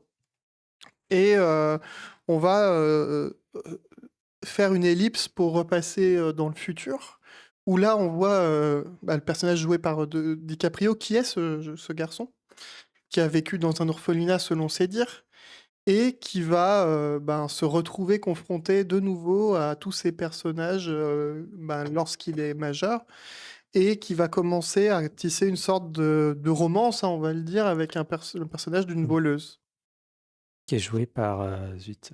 qui est joué par Zut, tout à Zut, fait. j'ai oublié son nom. On L'actrice l'embrasse. de Marie à tout prix, entre autres. Voilà. Donc, Je- donc on retrouvera ça avec notre cerveau plus tard. Et on va retrouver bien sûr le personnage qui est l'assassin de son père, qu'on sait très vite au début, qui est le boucher, en gros, Butcher, Butcher. Ouais. Et, avec son œil de verre. et toute la phase un peu politique, la montée en tension, etc., qui est entre ces divers clans, et pas que aux clans envers Bah, Oui, c'est oui, ça, oui, il y a toute la oui, notion de oui, guerre oui, civile dans oui, la... qui va encadrer ces guerres de gang. Voilà, pour faire simple. qui est filmé de manière assez elliptique. On voit un Qu'on bateau voit avec les aussi dans, cadavres, c'est un avec truc qu'on voit les... aussi dans les ports du paradis de Chimino, les guerres fratricides qui ont marqué la création des États-Unis, en fait. Oui, oui, Les bah, c'était rivalités dans, entre les peuples aussi, les différents immigrés qui se faisaient la guerre entre les Irlandais qui étaient plus riches et les Polonais qui étaient les pauvres. Et tout ça, ça montre clairement, en tout cas, que les États-Unis, c'est marqué par la guerre, en fait. Et que la guerre de sécession, ça a occasionné 700 000 morts, quand même. Il ne faut pas oublier que c'était très meurtrier, en fait. Oui, bah, Et là, c'est montré avec et une donc, ellipse où on ouais. voit un bateau qui transporte des cercueils comme ça, Ah ouais, pouf, c'est qu'ils empilent morbide, en comme fait. ça, c'est... Et c'est pour ça pour parler un peu de gouvernement, on peut parler d'Ambrose Bierce aussi, qui a écrit, en fait, des nouvelles et c'était un auteur américain, Ambrose Bierce, en fait, D'accord, qui a écrit des bouquins qui s'appellent Mort violente et qui fait d'un réalisme, on va dire, sur cette période de guerre de sécession. Il en fait des contes fantastiques, en fait, D'accord. où c'est des morts vivants, carrément, les soldats deviennent des morts vivants, pour parler de l'horreur de la guerre, en fait. C'est vraiment un auteur intéressant, Ambrose Bierce, là-dessus. C'est-à-dire qu'il mêle à la fois historicité et, euh, et fiction littéraire fantastique, en fait. Et le dictionnaire du Diable qui est absolument incroyable comme truc, où il refait tout à Cameron l'envers, quoi. Diaz, voilà, c'est Cameron Diaz. Ouais, c'était un homme Cameron Diaz. assez intéressant, comme beaucoup d'ailleurs d'auteurs de fantastique et de science-fiction, hein. Ils ont des connaissances historiques très importantes et ils en font autre chose. Enfin, voilà quoi. Mais Gang of New York, c'est quand même à la fois sur l'horreur, en fait, occasionnée par ces guerres de gangs, ces rivalités fratricides, mais il y a aussi une volonté de parler de l'histoire des États-Unis, en fait. Enfin, je pense, hein. Il y a aussi le fait de parler du côté irréconciliable qu'ils vont avoir. Il y a tout un tas de sous-trames. Et puis le rapport aux pompiers, quand le film a été sorti, il devait sortir, je crois, il devait sortir avant les attentats du 11 septembre.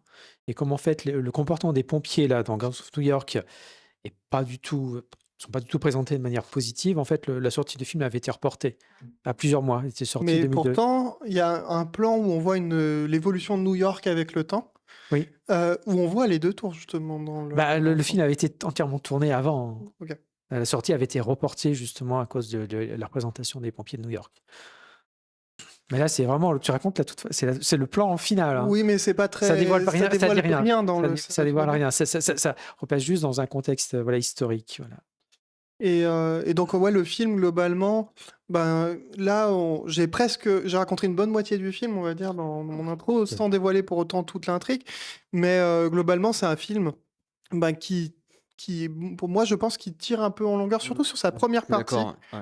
Ça met très longtemps à démarrer, et à partir du moment, par contre, où ça a démarré vers sa deuxième partie, finalement, donc on a passé la moitié du film, et après ça démarre, et là, ça devient dynamique.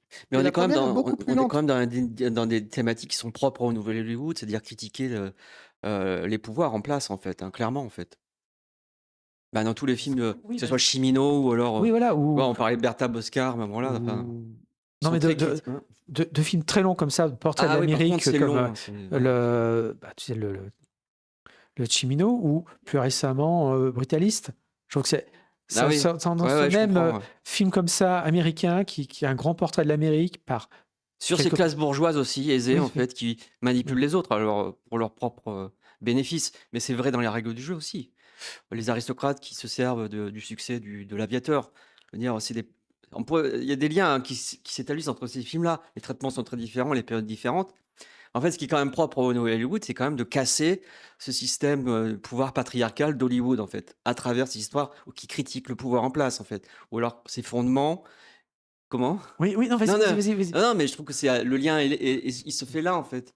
Oui, enfin, tout Tout en se plantant quelquefois, hein, non, mais parce tout en faisant que Scorsese, maintenant, voilà, Ouais. C'est héritier du lui-même, c'est Nouvel devenu Hollywood. quelqu'un de qui a du Bah pouvoir, en voilà, fait. donc Mais il se comporte pas forcément, on verra peut-être qu'il y a Oui. il y a des saloperies comme il y en a eu pour d'autres acteurs et producteurs qui ont été dénoncés dans le mouvement MeToo. Si ça se trouve, Scorsese, lui, il a abusé, j'en sais rien, hein. Je sais pas, moi. Ah, bah, Tu crois, toi? alors, Je sais pas, tu sais, non, mais on il sait y en a qui arrivent à... son rapport à la drogue, voilà, je vais dire, toutes ses ex-compagnes l'ont raconté, hein. Enfin, ce qui est sûr que dans les films de Scorsese, il y a pas beaucoup de femmes, en fait. Ou alors les femmes qui y sont, elles servent aux hommes. Même dans Casino, enfin, je veux dire, Casino, Sharon Stone, ben voilà, elle sert elle sert aux autres, en fait. C'est vrai que c'est un peu un passage fonction Cameron Diaz dans le film. On va pas se mentir, il n'a pas vraiment été très bien écrit, mais du coup, ça pourrait rappeler justement les films de Nolan où c'est pareil en fait. Enfin, Ouais, je mais suis en le train de problème, c'est pas Scorsese ou Nolan. Le problème, c'est qu'il n'y a pas de réalisatrice.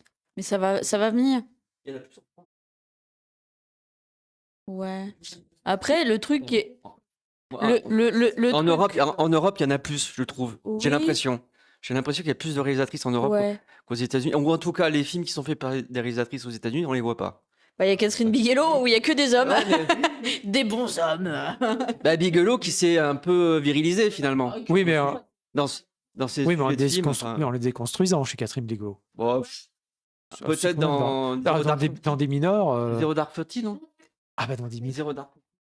Zero Dark Thirty, mais Oui. dans Point Break, Aussi. tu oui. trouves qu'il est déconstruit? Ah, dans des mineurs.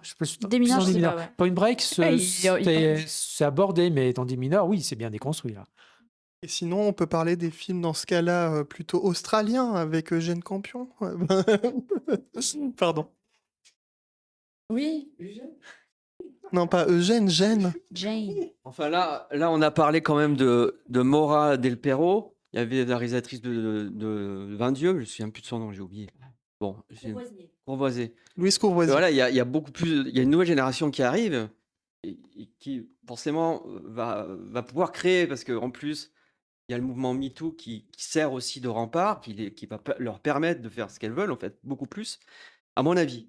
Eh bien, Donc, vous il y a- faites une super transition vers le Festival de Cannes 2025 qui va arriver. Parce que du coup, on a certaines réalisatrices cette fois-ci qui reviennent, comme Julia Ducournau, donc qui avait Coralie déjà eu. Farjat, elle vient. Non, Non. Coralie Farjat n'a pas de Justine film. Triet, non? Justine Triet non plus. Voilà. Alors, je vais aller re-regarder un Ducournau. peu si je retrouve les films qui arrivent, mais en tout cas, moi, je me rappelle du fait qu'il y a le premier film aussi de Scarlett Johansson. Si, je te jure, c'est vrai. Ouais, en tant que réalisatrice. Donc on verra bien, hein, parce que c'est intriguant de se dire que cette actrice qui a marqué pas mal le cinéma américain se retrouve à réaliser un film. Et en plus, qui plus est en compétition. Alors, outre le fait qu'on retrouve toujours des gens comme les Dardennes pour un énième film, Les vieux papis. on pardon. retrouve quand même un peu du genre aussi, parce Les qu'il y a genres. Ari Aster quand même qui sort un de ses films. Donc ça, en compétition, donc c'est plutôt remarquable parce que Non, moi j'ai pas vu l'affiche. Ah oui, bah l'affiche, en fait, tu vois une falaise avec des buffles qui tombent. T'as 3-4 buffles qui tombent comme ça d'une falaise, avec très peu de couleurs différentes. Du dernier film d'Ari Aster qui est en compétition à Cannes. C'est très déroutant comme affiche. On ne sait pas ce qu'on va voir. En tout cas, c'est intéressant de voir du Ari Aster en compétition parce que c'est quand même quelqu'un qui a réussi à faire des films comme on parlait de Midsommar, Hérédité, et même si son dernier film a peut-être moins marché, Et quel ton dernier film? son dernier film avec Joaquin Phoenix, Boys the Friend, merci, merci Mathilde, et moi je trouve qu'il marche moins bien, mais qui a quand même un style assez impressionnant, donc à suivre un peu sur Ari Aster. Wes Anderson qui sort son tout dernier film, il a jamais été récompensé, peut-être, sait-on jamais. Et après tout un tas d'autres réalisateurs. Il y a Asia Herzi qui propose un film, qui est aussi une actrice, Asia Herzi. Ah, la fille du Mais Gien, en- c'est ça, non? Oui, mais dans la Petit compétition, dans la sélection officielle ou dans les sélections parallèles? Parce que ces derniers films, c'était dans les sélections parallèles. Alors attention, ne parlons pas de n'importe quoi. C'est bien dans la sélection officielle et c'est même dans la compétition. Donc, c'est un film qui concourt pour la Palme d'Or, pour le coup. Tout comme tous les films dont j'ai parlé jusqu'à présent. On va retrouver du Dominique Moll, qui avait déjà fait La Nuit du 12 avec Dossier 137. On va trouver aussi, et là moi je suis super content qu'on voit ça, parce qu'il y a Jafar Panahi, qui est connu pour ses films iraniens, et qui a fui l'Iran, et qui va aussi présenter son prochain film, donc à voir. Il y a Kelly Richard, qui sort un film, qui avait fait First Co, notamment, du coup, c'est ça refreeze. Je vais essayer de redébloquer ça, mais voilà. Refreeze l'écran. Il y a Tariq Adios. Saleh aussi qui avait fait sur le Caire, je sais plus comment ça s'appelle. La conspiration du Caire. Ouais. Et il y a Joachim Trier qui avait fait le film Ils en ont eu marre. comment ça, Julien en 12 chapitres.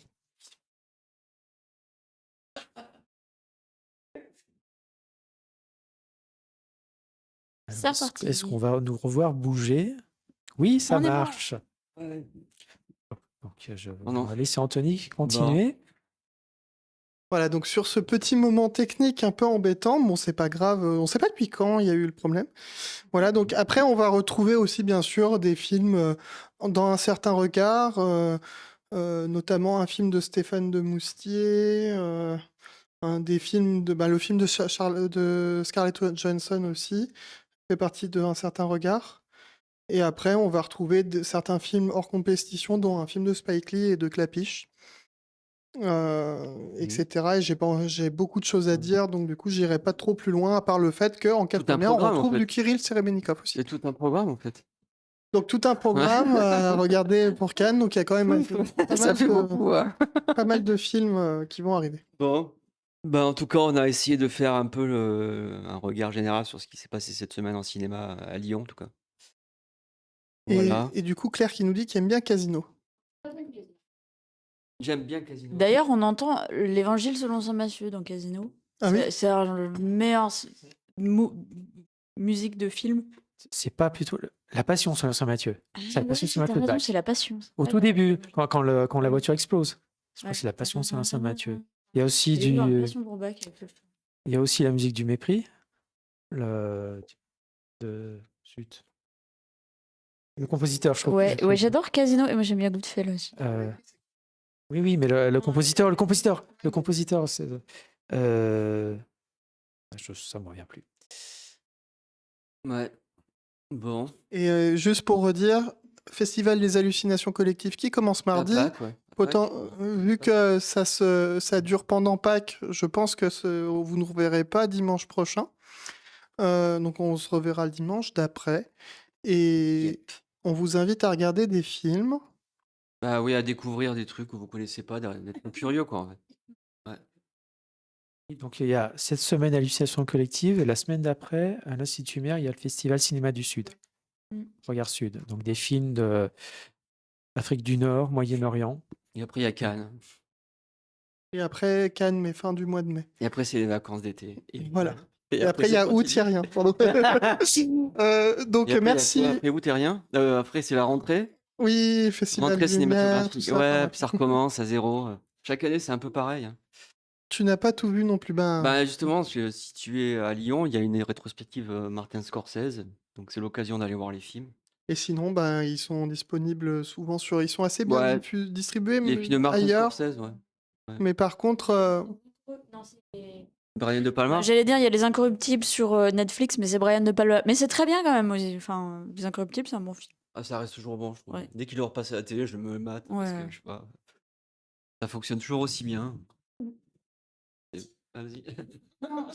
Oui, c'est le film que j'ai vu, mais dont j'ai oublié de mentionner. Mais j'étais allée voir Alto Nights il n'y a pas longtemps. N'y allez pas voir Alto Nights, c'est une perte de temps. Quoi Alto Nights avec De Niro, c'est un Niro. film de mafieux. grosse. Ouais, non. Il paraît qu'il joue ces deux rôles. Il joue les deux rôles principaux. Voilà. Ah, c'est Et vraiment. qui les De Niro, différencie, c'est le nez. Ouais, Il a voilà. une prothèse qui est. Il y a suivante. un maquillage numérique pas top. Et Pire Christine Pire que dans The Irishman. J'ai un peu l'impression que De Niro, il est complètement coincé dans un personnage maintenant et qu'il n'en sortira plus, quoi. Enfin, Oui, De Niro qui c'est- prenne sa retraite. bah déjà, dans le King of Comedy, on sent qu'il est déjà coincé dans un truc, quoi. Que Martin Scorsese l'a coincé dans un personnage et qu'il va faire toute sa carrière là-dessus avec les mêmes mimiques, les mêmes gestes. Enfin, c'est dommage, hein, parce que dans les premiers films de Niro, il y avait quelque chose de totalement différent, en fait. Qui s'est complètement, avec Scorsese, il s'est un peu devenu prisonnier de lui-même, en fait. J'ai un peu l'impression.